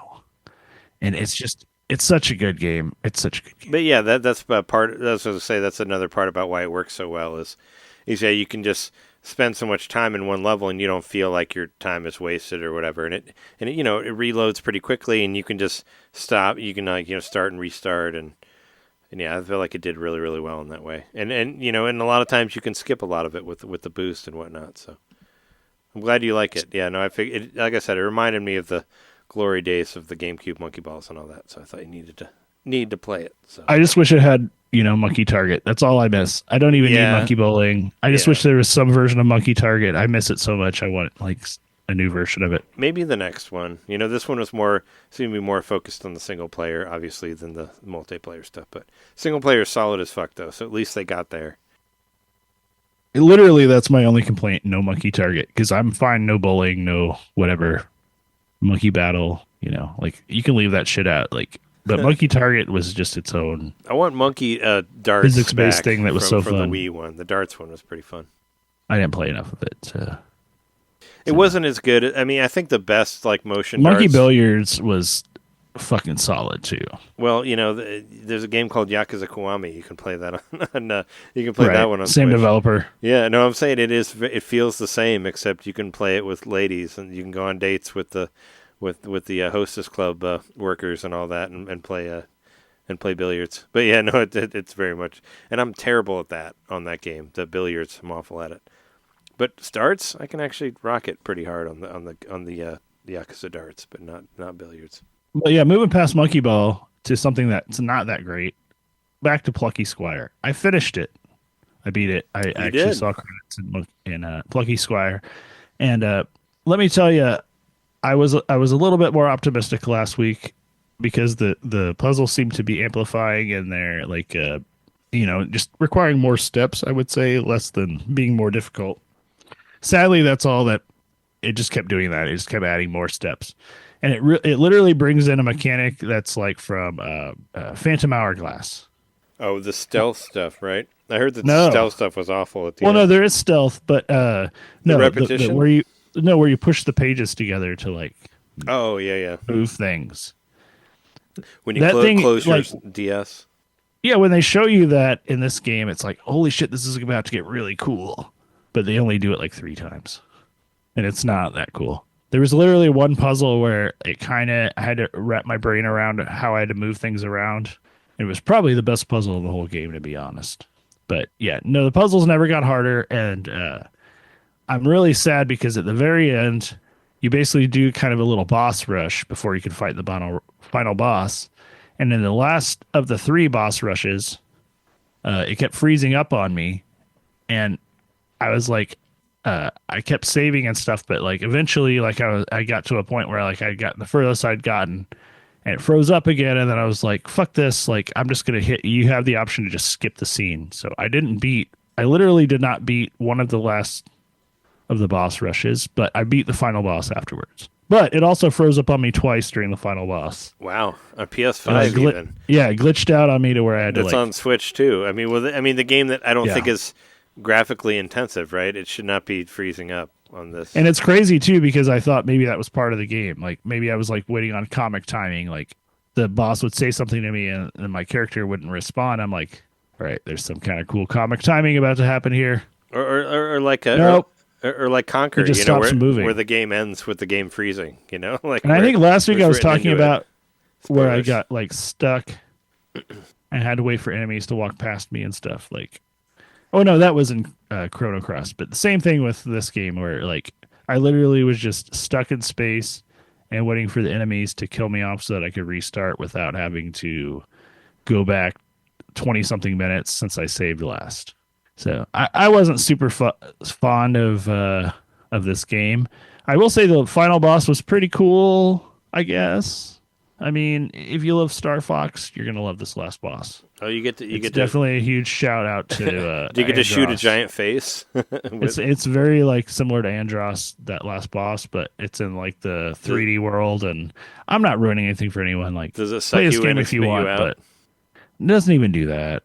Honestly, like I expected there to be some kind of mechanic where you'd go between the 2D and 3D world on the final boss, but no, that didn't happen at all. Like there was so much untapped potential in the game, and like the stuff it offered. Like, you know, Shauna walked by while I was playing it multiple times. It was like, this game is so pretty. Like, you know, made comments on it just walking by at how good it looked, and she sees me playing all kinds of good looking games, and she doesn't say that, but.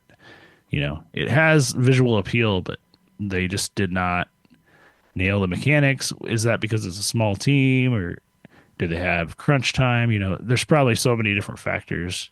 I mean, yeah, it's like their first. What they did, their first they did game well too. Yeah, so they can always but improve. it was really sad that when it really started to fuck up on me was at the very end when I'm like, okay, this is where it's like tense, and I want to just like, I'm actually like on the edge of my seat wanting to see how it ends, and then it starts messing up. And it wasn't so bad that it bricked my save or anything, so that's good. But at the same time, it scared me enough that I was just like, ugh. This shit should have baked a while longer. I mean, and this goes to say, like, you know, I keep saying like I would rather play something on the PS5. I say that all the time on the show, especially this past year, as we can tell from the time I've spent on which console over the other. But just because it's on a better, quote unquote, better console doesn't mean it's going to run perfectly. Like it has to be optimized for that hardware, and apparently something was going on with the PS5 hardware where it fucks up at the end at the most important parts. Yeah, when I played through all of Ys 8 like on stream, it like hard crashed like in the last second of the game. Pretty much, I had already beaten the boss, but like when it was like trying to give me the ending, and I was like, "What the fuck?" And thankfully it all autosave, but I remember seeing that. I was just listening to that same fighting game podcast. I was listening to people talk about people ranting about people being mad about PS5s being used for like, you know, fighting game competitions because they're so unreliable and they overheat and all this sort of thing and blah blah blah. So I mean, you know, shit happens. But there was something else wanted to say at the very beginning of the episode. I don't know if they would have made it this far, but I do want to mention that Jess actually did comment on our last episode about when we were talking about oven temperatures, you know? Oh, no, I saw that. That. So anyway, Jess, my lovely wife, said it was pizza. Home run in pizza cooks at a really high temperature. I don't want people thinking we're cooking quiche at 450. So I laughed so much at that. That's great. I also felt vindicated by Jess. So thank you, Jess. Oh, because you were talking about. I was like, I ain't never cooked no quiche at 450. You're like, well, it depends on what you put in the quiche. I'm like, I think it does. We just had a really bad quiche it was store bought and it wasn't great. And I was like, well, maybe that bad one was cooked wrongly. I don't know, but yeah, it was pizza because Jess. Whatever. It makes sense. I'm a cook. I understand. You cook a frozen pizza at a higher temperature because it's like you're throwing it in a hot oven. Like, well, it's cold and you're trying to get it up to temp really quick because that's the way the pizza's supposed to be cooked. Like a weaker. What was it? A quiche is supposed to actually properly develop because it's like an egg custard that's cooking a little slower. Sure. A week or two ago, Jess was like, "I really want a pepperoni pizza," and I was like, "I'll buy one," because I was out in the world, and that was the last thing I had at 450. And you're like, this is how quiche is cooked too. And then from then on, you always set your oven at 450. No, I just forgot. Whatever, I don't pay attention to the temperatures. Anyway, John, what have you been doing for the week? Sure, yeah, I'm gonna do mine. By the way, this is episode 451, so we moved beyond 450. Yeah, I can't set it to 451 because it's only five temperature increments, so we can't do Bradbury would not approve. That's true. So yeah, I'm gonna do mine, and then I'm gonna do 2 news stories. Then I gotta go. I'll leave the Game Awards stuff to you guys. I didn't even watch it, so I don't have anything to say about it. But I only sort of watched it. I'd be fine with not talking about it. Well, I want to do it really quick because we're already at like 2 hours, so I don't want to go that much longer. I don't think it's that much worth talking about, but we can at least gloss over it, I guess. Well, I want to talk about some announcements. Anyway, John Games. so yeah, Zelda, back on the bullfrog hunt. It's getting harder though because there's the guy who's like the weird monster guy that you can talk to, and he'll like. I hate that he guy. wants to eat your bubble gems and all that stuff. Creepy. And now, up until now, he's always told you, "Oh, there was, I think I sensed one off in East Necluda, near this mountain range, whatever." He'll give you a hint of where one is. But once I got below 10 remaining, he doesn't give hints anymore, and so I'm just left to my own devices to figure out where these things are on the whole map. So my strategy. When you need your handheld the most, he abandons you. Oh, well, what's up, dude? Don't you want those remaining 6 bullfrogs? Get to work. Like, tell me what's up. You have to own it. I mean, we have to. That's weird. He wants them, but he won't tell you where they are. You won't tell me what. Like he can't. He wants you to be your own being. He says he's trying to sense them, but he can't sense them anymore. But he knows that there's at least 6 left. At least that there are 6 left is what he says. He says specifically. So, and that happened once it got to 10. So I found 4 so far just on my own, but 6 remain. And the way that I've been doing it, I mentioned it before. I look for the little bunny, and he leads you to the caves and all that. But I found that's with only 6 remaining. It's like. It's getting harder doing that because the bunnies still appear even if you've already been to the cave. You've already gotten the bullfrogs. Oh, they still kind of lead you to the cave even though you've already. They're the new blue coins. Well, I think it's kind of silly. I think they should have made it say where like once you got the bullfrog that there should be no more bunnies. But anyway, so what I've been doing is just looking at the map and seeing. Where have I not gone? Looking at my history, where have I not gone to yet?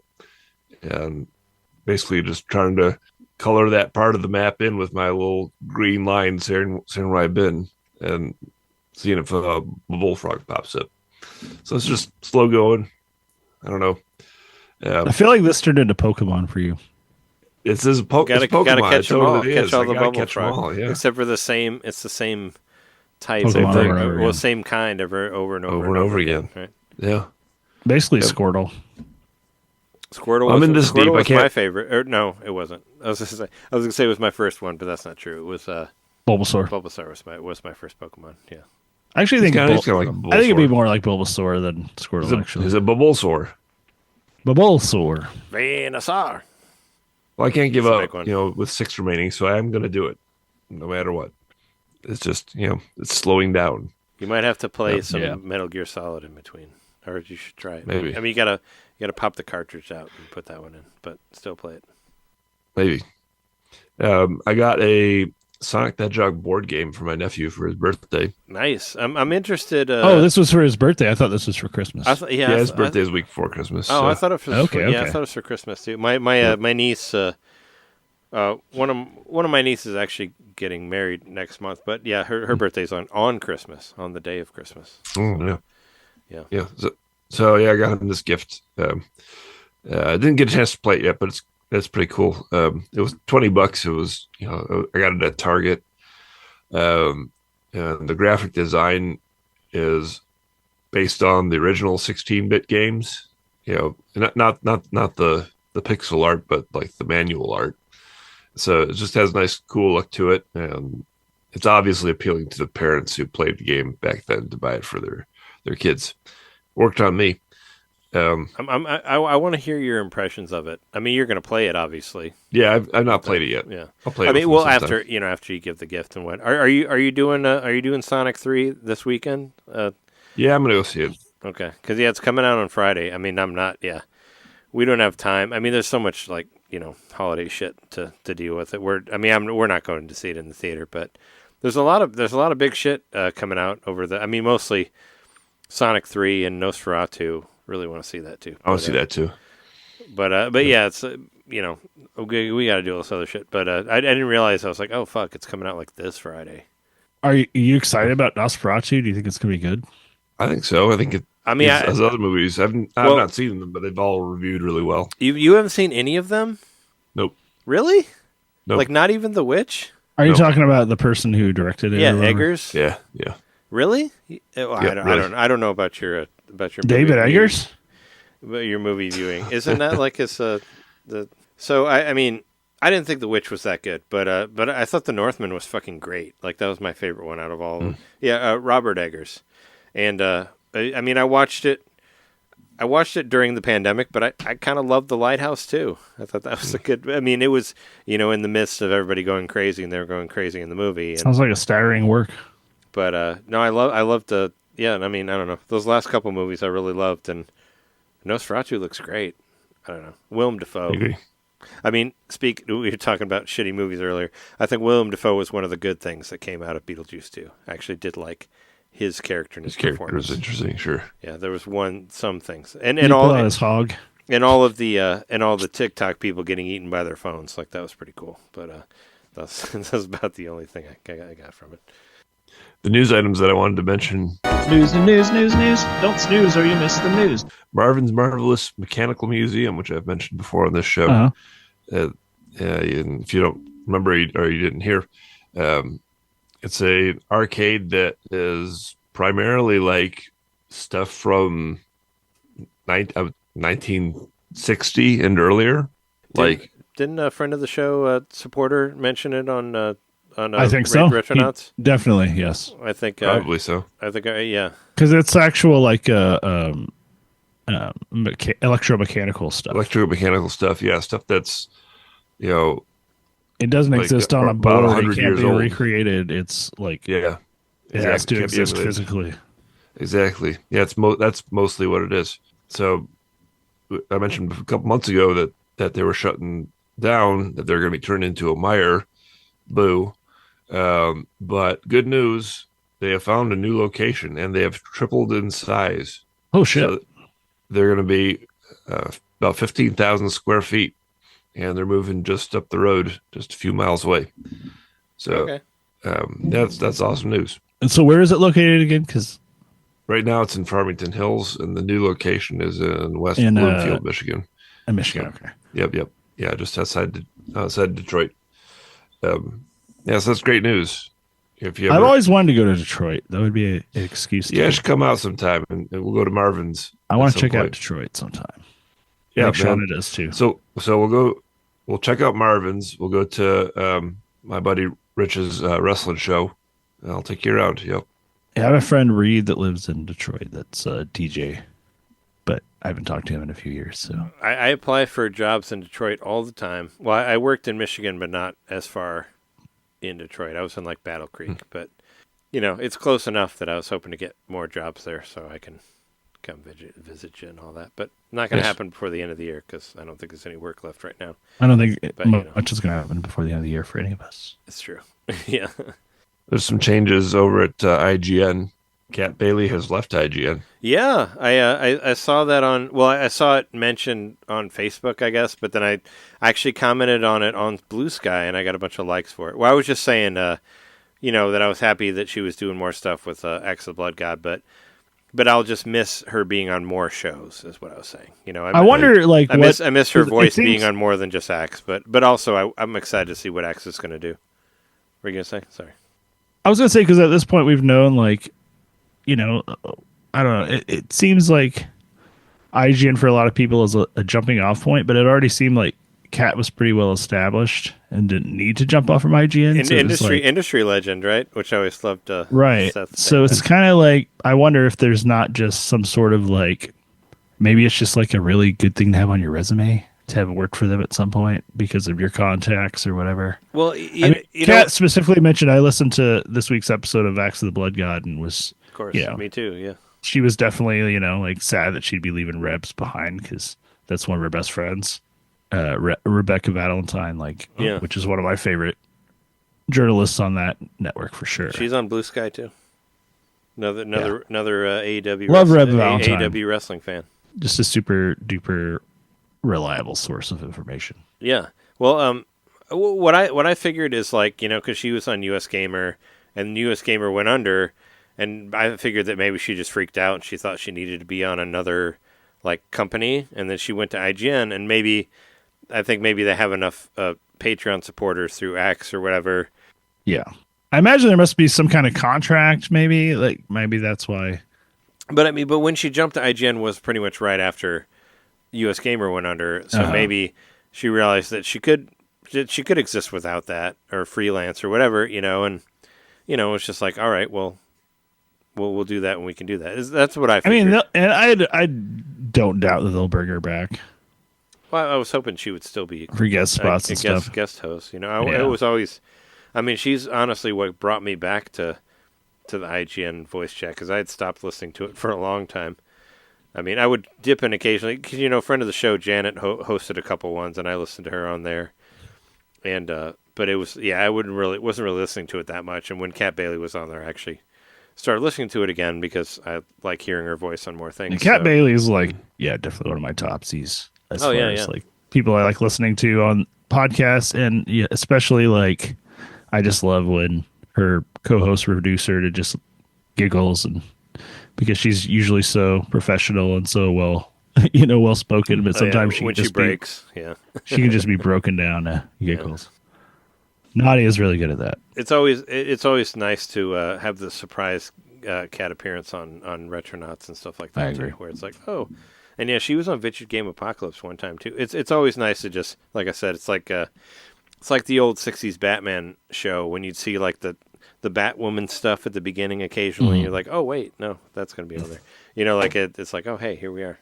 So it was always nice to see her on other stuff. But yeah, she'll be around, just not on IGN. Yeah, well, listen to Axe of the Blood God. It's an RPG podcast. You don't listen to it, John, but you should anyway, because the hosts are very cool on there, and they're super dope. I mean, she's on Retronauts also. So I find Nadia to be if I was gonna be if I was someone on another podcast, I hope I'm like Nadia. Nadia's great.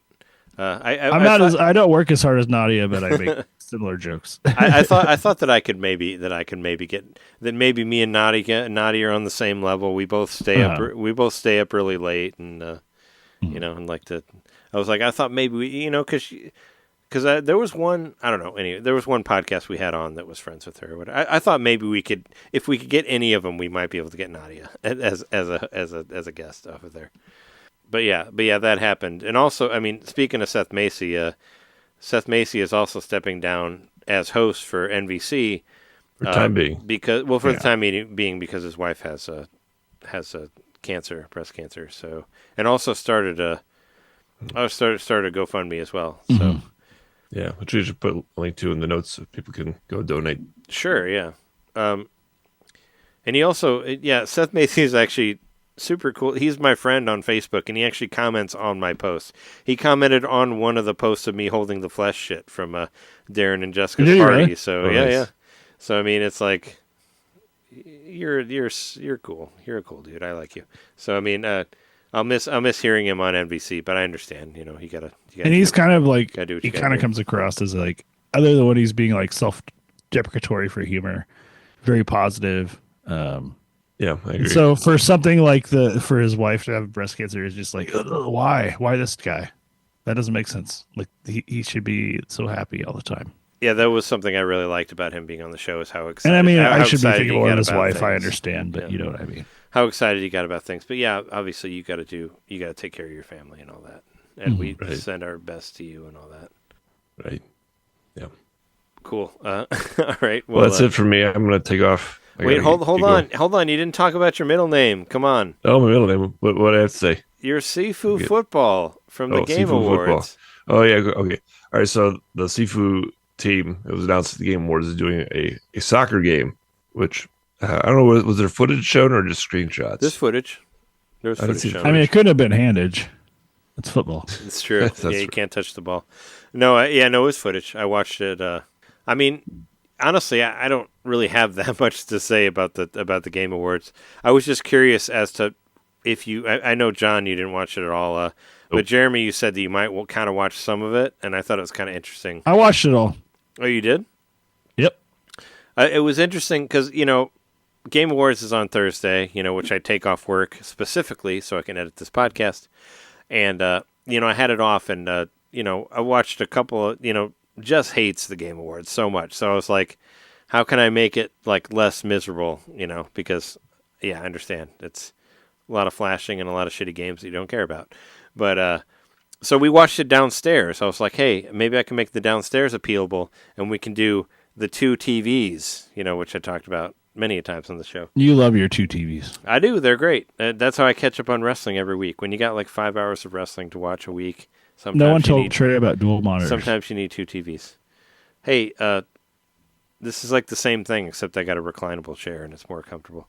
But no, so I was like, what if we watch it downstairs? And I brought everything downstairs. I brought all the beers into the mini fridge, and I was like, we'll just watch it downstairs. I'll put it on the side, and we watched so many shows. I mean, a lot of the shows that we watch come out on Thursday. Uh-huh. We watch Dan to Dan, Don to Don, Don to Don, whatever. We watched Star Trek Lower Decks, Straka Decks. We watched Skeleton Crew, which has actually been pretty Skeleton good. Crew. The new Star Wars show has actually been pretty good. What, Skeleton Crew's a new Star Wars show? Yeah, on Disney Plus. With I don't have Disney Plus. With Jude Law. No, we actually watched the newest one. It actually, you know what? I kind of hated the first episode, but they made it better on the second one. As long as he got his match point. That's all I care about. Jude Law wasn't in Match Point. Oh, yeah, that was someone else. No, that was not Jude Law. I thought you were gonna do like some Sky Captain in the World of Tomorrow joke. That would have been a better one, which was a good. No, I'm mixing him up with that was a good movie. No, who was the guy that was in? Paul Bettany was in a movie called Wimbledon. No, that other sexy guy that was in. Match Point was the guy from Velvet Goldmine who played the David Bowie character. Yeah. Anyway, Ewan McGregor. So Jeremy, tell me, you watched the whole thing with the sound on of the thing? So I did, but it wasn't like I was sitting there like eating popcorn and taking notes. I was doing a lot of housework. Like we were like that was our night to like do a bunch of cleaning. So I was like, you got to prepare for Festivus, right? Pretty much. I mean, also just a couple days away. Got to keep the house clean because we have 2 cats that just continuously ripped out everything we try to build. So we just have to like follow behind and fix everything. But no, we're also slobs a bit, myself especially. But no, I mean, I had it on, like I had it playing on my phone, so Shauna had no part of that. She was watching something else on the TV, but I have like little.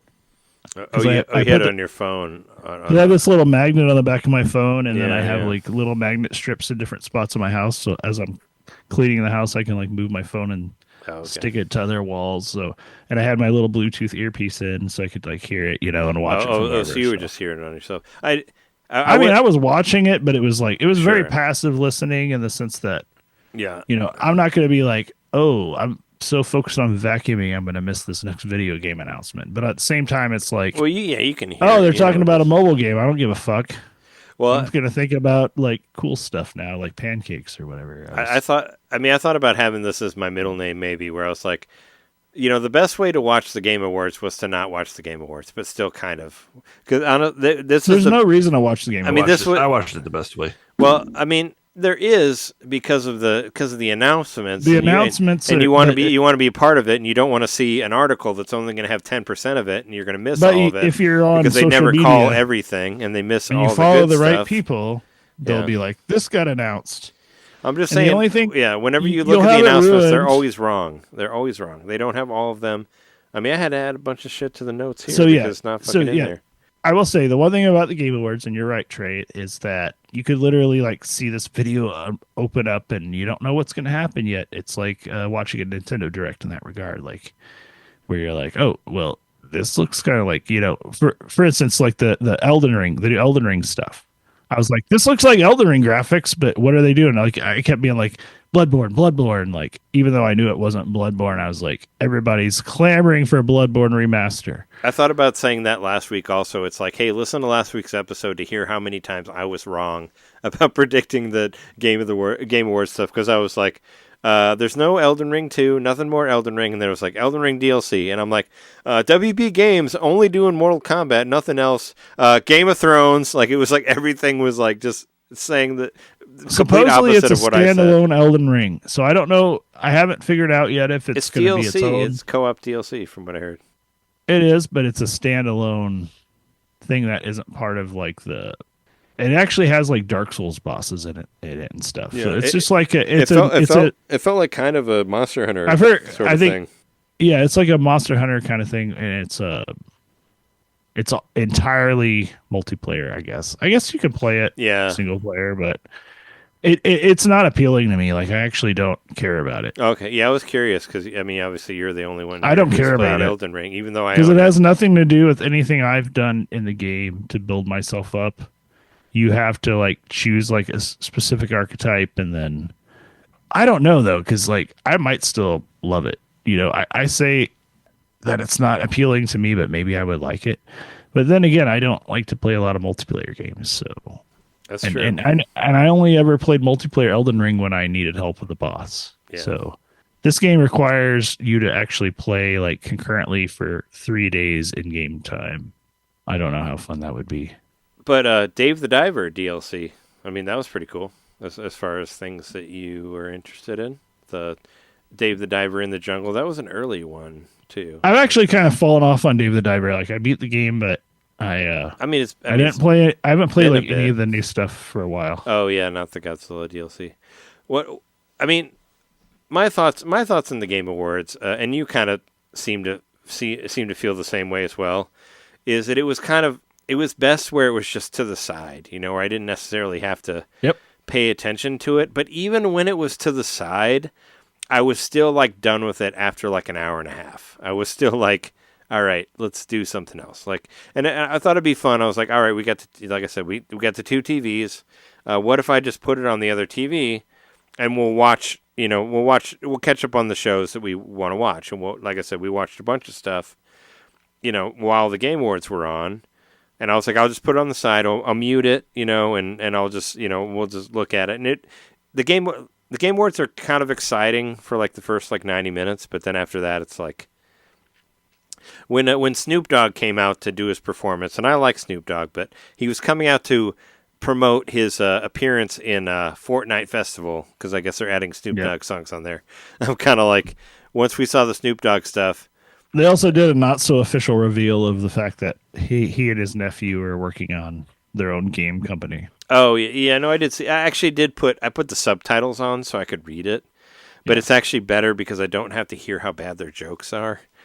Because a lot of the puppet stuff was whatever, but I mean, a lot of times like the jokes they do for the games or whatnot are just the Muppet stuff was cringe as fuck. I was just like, I was saying it's always been so eye rolly. I remember last year like the side stage stuff they were doing. I was like fuck chickens this year. I was like, what? I was like, what are these jokes? Are so stupid. Like what? I think the Muppets are always going to be there because it's 2 for 2. Like last year and this year. I'm just saying the Muppet stuff was better. I mean, most of the time, the jokes that they do, whatever, before they give the awards, quote unquote, are pretty bad. It's it's better Statler and Waldorf. Like when they were roasting Keeley, there was a certain point where I was like, I don't know if he knew they were going to make these jokes because they kind of seemed a little more off the cut. But I mean, I kind of loved the thought of like somebody that knew they weren't going to be working there anymore running the puppets, which was probably not the case, but I just was really hoping that joke about like, oh, so what was it? It was like Jeff Keighley's good friends with Kojima. Yeah, does Kojima know that? Most. Yeah. And like they like showed Kojima, and Kojima just like was like, what? I mean, they're just like, yeah. I mean, they're just reading the comments. They're supposed to be roasters. I get it, but they're just reading the comments and making jokes about it.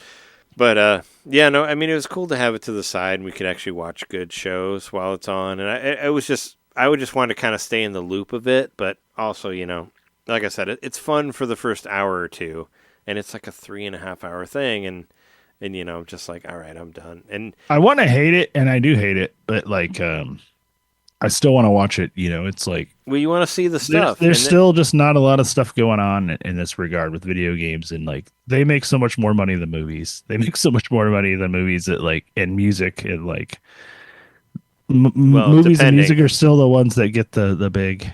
I don't know. I think the entertainment industry in general with video games is making more money than music and movies, I would think. Well, depending. I mean, Avengers. Well, that was a long time ago, but I was saying Endgame made a shit ton of money.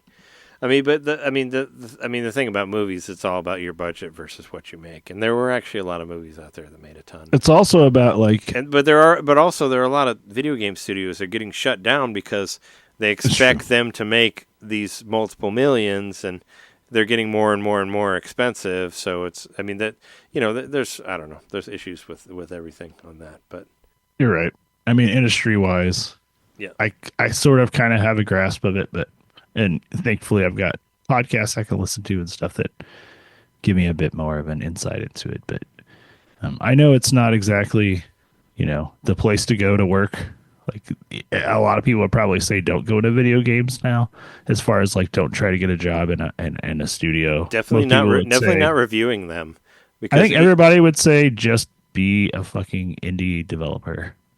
Well, I mean, definitely not like working at a website, because even IGN is like laying multiple people off. Like, you know, one of the biggest ones. Like it's all like, you know, everybody's running out of money. Like it's, you know, I don't think they laid Kat off. I think she quit. No, Kat didn't get laid off, but IGN laid off a lot of people. Oh, okay, even though they're a big company. No, I'm not saying that she got laid off. I'm saying that they did lay off people. Oh, no, I'm saying that they're not beyond all the shit that is happening to all these other websites. I mean, they're as beholden to the fucking four-hit or the hymns advertisements and stuff on their podcast as any other podcast. So yeah, I kind of wish I could get past to the advertisers. I mean, it's superior to the Marines, which was the podcast, or which was the advertisement for quite a while there. Oh yeah, that was really big. I'd rather hear like boner pills than the Marines. Yeah, it's like what do Nintendo fans want to hear? Oh yeah, join the army or whatever. Uh-huh. But let's talk about some of the announcements, and then we can go. Like there were some good ones in there though, like the Ninja Gaiden Ragebound. I think that's done by what was it? That like a Souls-like game that's on Switch. Blasphemous. It's the person that did Blasphemous. It was a Blasphemous game, I think, is the one who's doing the Ninja Gaiden game. But yeah, there's a 2D Ninja Gaiden coming out. It looks cool. Honestly, when I saw it, I was like, oh, another Messenger thing? But no, it wasn't that. It's a different thing.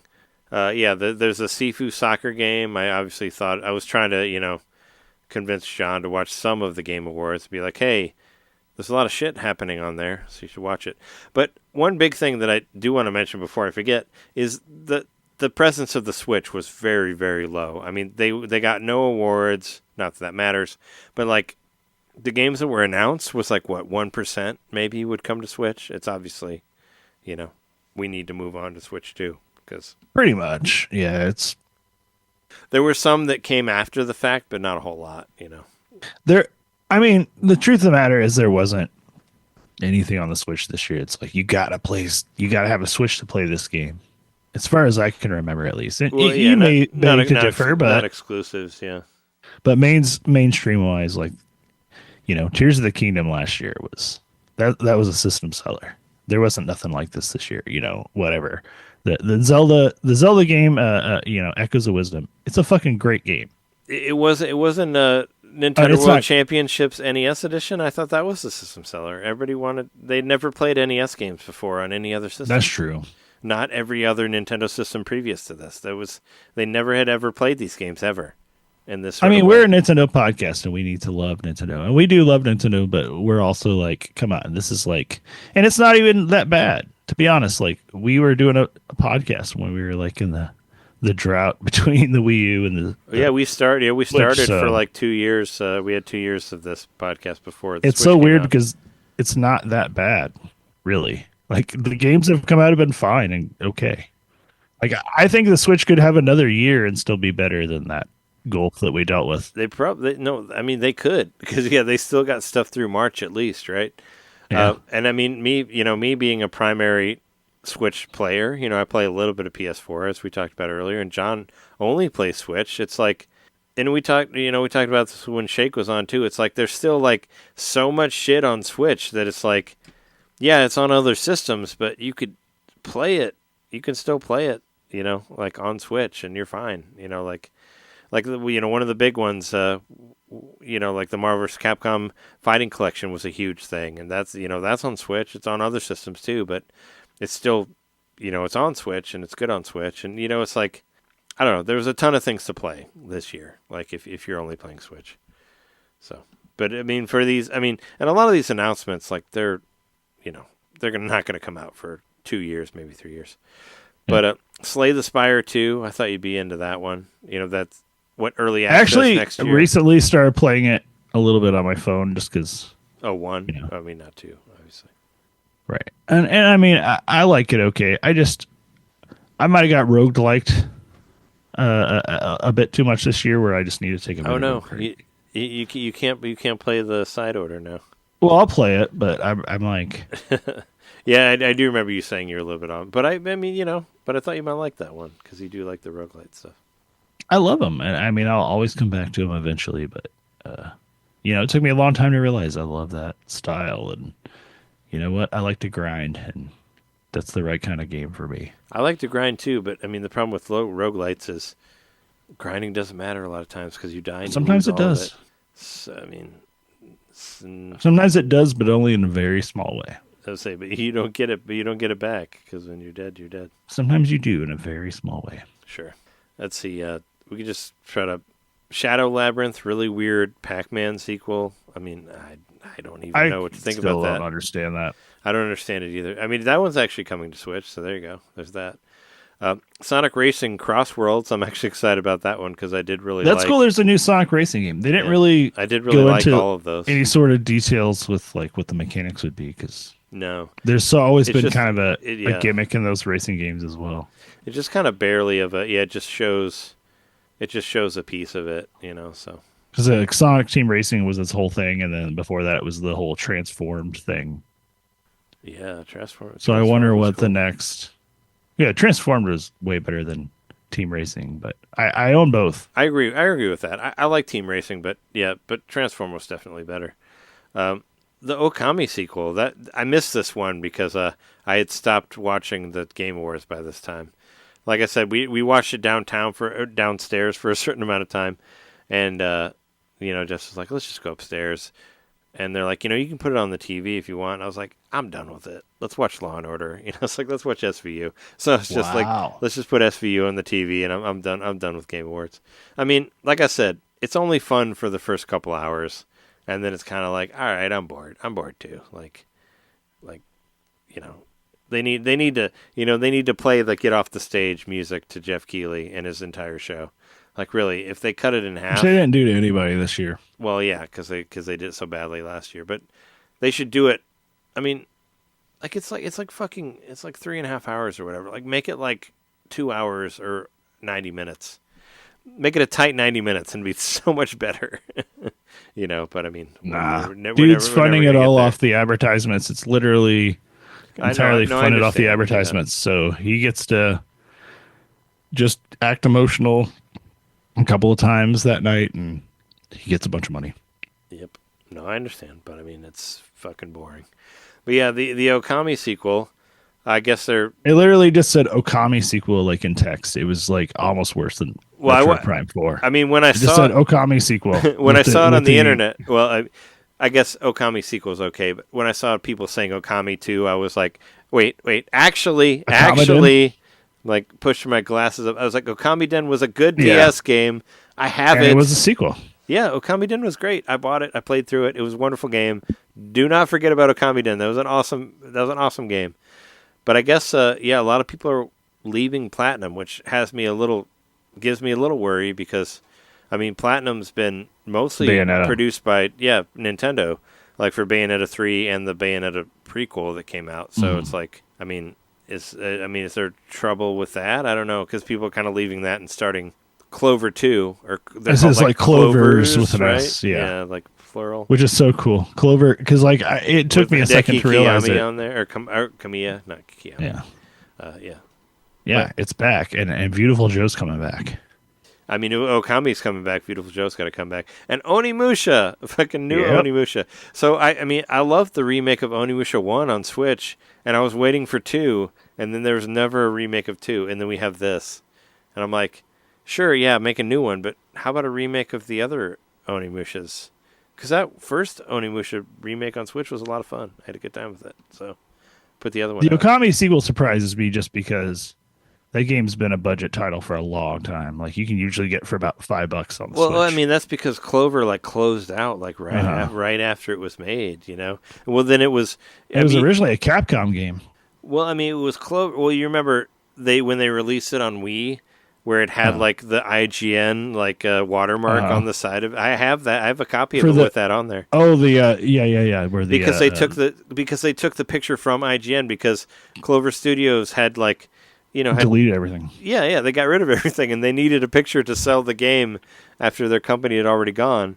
And yeah, they put the fucking watermark of IGN on the fucking Okami game, and it's like, yeah, I have a copy of it, and actually I ordered the new ones that don't have it too. I have the whatever because you could get it for free from Capcom.com. I ordered that as well. I literally took in 2006. I took my vacation. My 2-week vacation when I worked at Walgreens, and I was the manager of the photo lab. Oh, I remember so I was like that. developing photos, and like I had a 2-week paid vacation. I took it, and I played Okami the entire time. That was my vacation. You love that game, and I remember there's a whole debate at IGN of like Okami versus Twilight Princess. I think you like Twilight Princess better than Okami. I think ultimately I like Twilight Princess better, but Okami was a very special game because I was playing it like as my vacation game, and it was so visually beautiful. Oh yeah, no, it's a gorgeous game. I actually the direct quote from you, I believe, was the Tears of Light or whatever it's called in Twilight Princess. You're like, like the Tears of Light that are annoying in Twilight Princess. That's like all of Okami. I think you told me that. Yeah. Yep. So the game aspect of it, but no, it was incredibly gorgeous. I mean, I played through it on Wii when it was put out later on that, and I thought it was great. Also, you just start getting like recycled bosses at the end, but it's very much like Beautiful Joe in that regard. Well, I mean, the boss of Okami actually showed palette up. switches. Yeah, the boss of Okami was the boss of Tatsunoko vs. Capcom on Wii. Yeah. So then that was like the ultimate.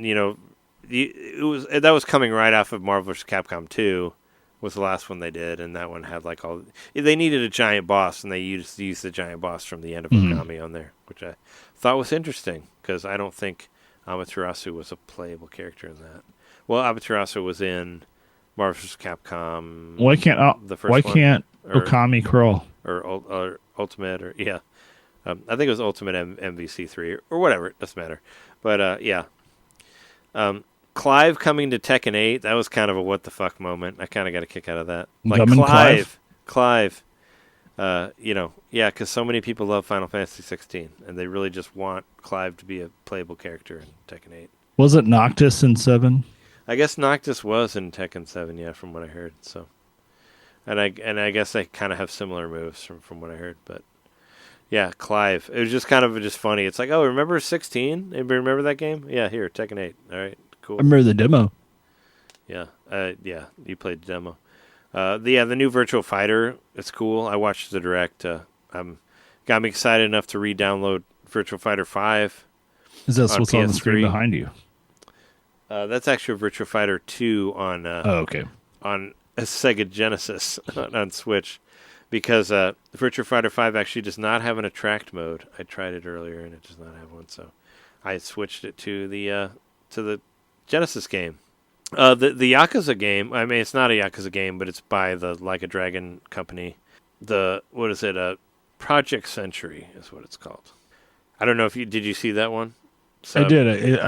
You gotta love those vague titles. Project Century, and a lot of people are like saying, oh, that looks like the guy who played Kiryu in the movie. which came out a long time ago. The Takashi Miike movie, but of course not the one from the Amazon series.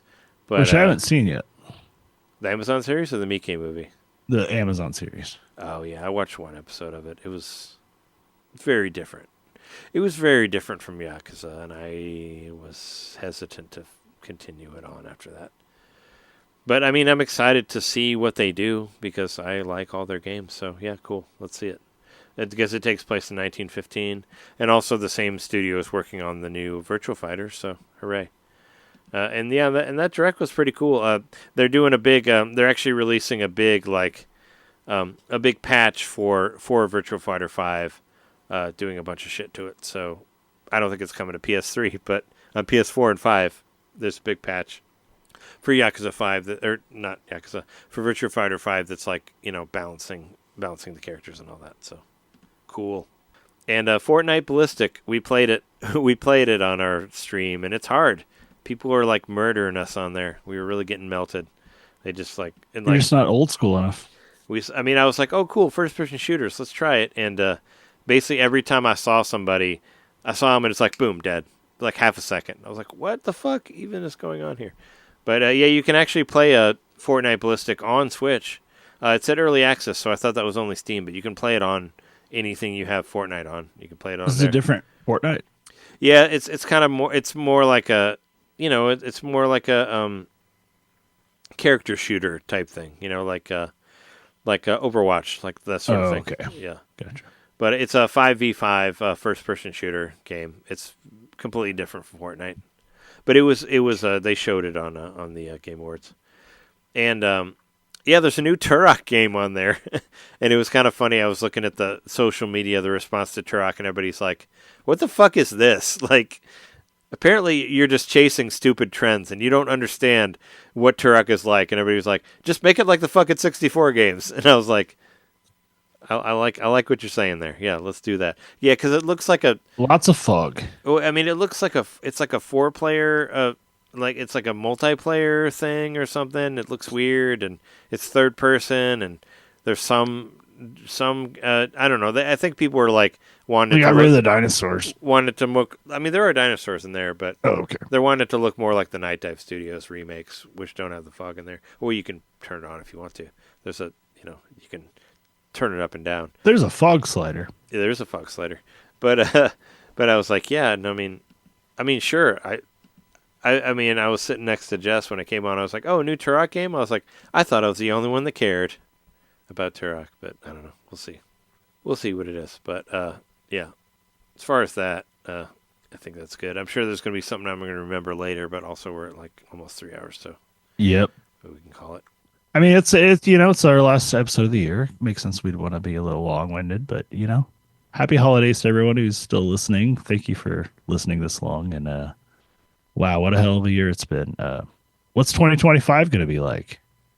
Find out next episode, because we're going to be there in 2025. Yeah. Well, hopefully it's. We have each other. Hopefully we have each other. It's going to be okay. It's going to be all right. I have to think up a banger to finish this one off for the songs. But yeah, thanks everybody for listening for this long to episode 451. Yeah, our last episode on the free feed on 2024. Thanks everybody for listening, and stay tuned. Our next episode, whenever that is, will be on our favorite games of the year, our top 10 games, which is always fun to listen to. So listen to that. And you can follow me on Blue Sky at Trey Johnson or at NintenDomain on Blue Sky. You can follow both of us. And Chernobylite on Blue Sky. Chernobylite. Yeah. And you can find us on Chernobylite. You can find us on Facebook and YouTube or whatever, youtube.com/NintenDomain podcast. You can find my first hour of Chernobylite on there. Look at that, and some other stuff on there. Wrestle Chat, whatever else. Look at that stuff. And yeah, we've been your hosts. I'm Trey Johnson. I'm Jeremy Mikowski. John Nitter. And thanks everybody for listening. See you next time. Keep it Bradbury. When you're told to burn something, read it instead. See ya!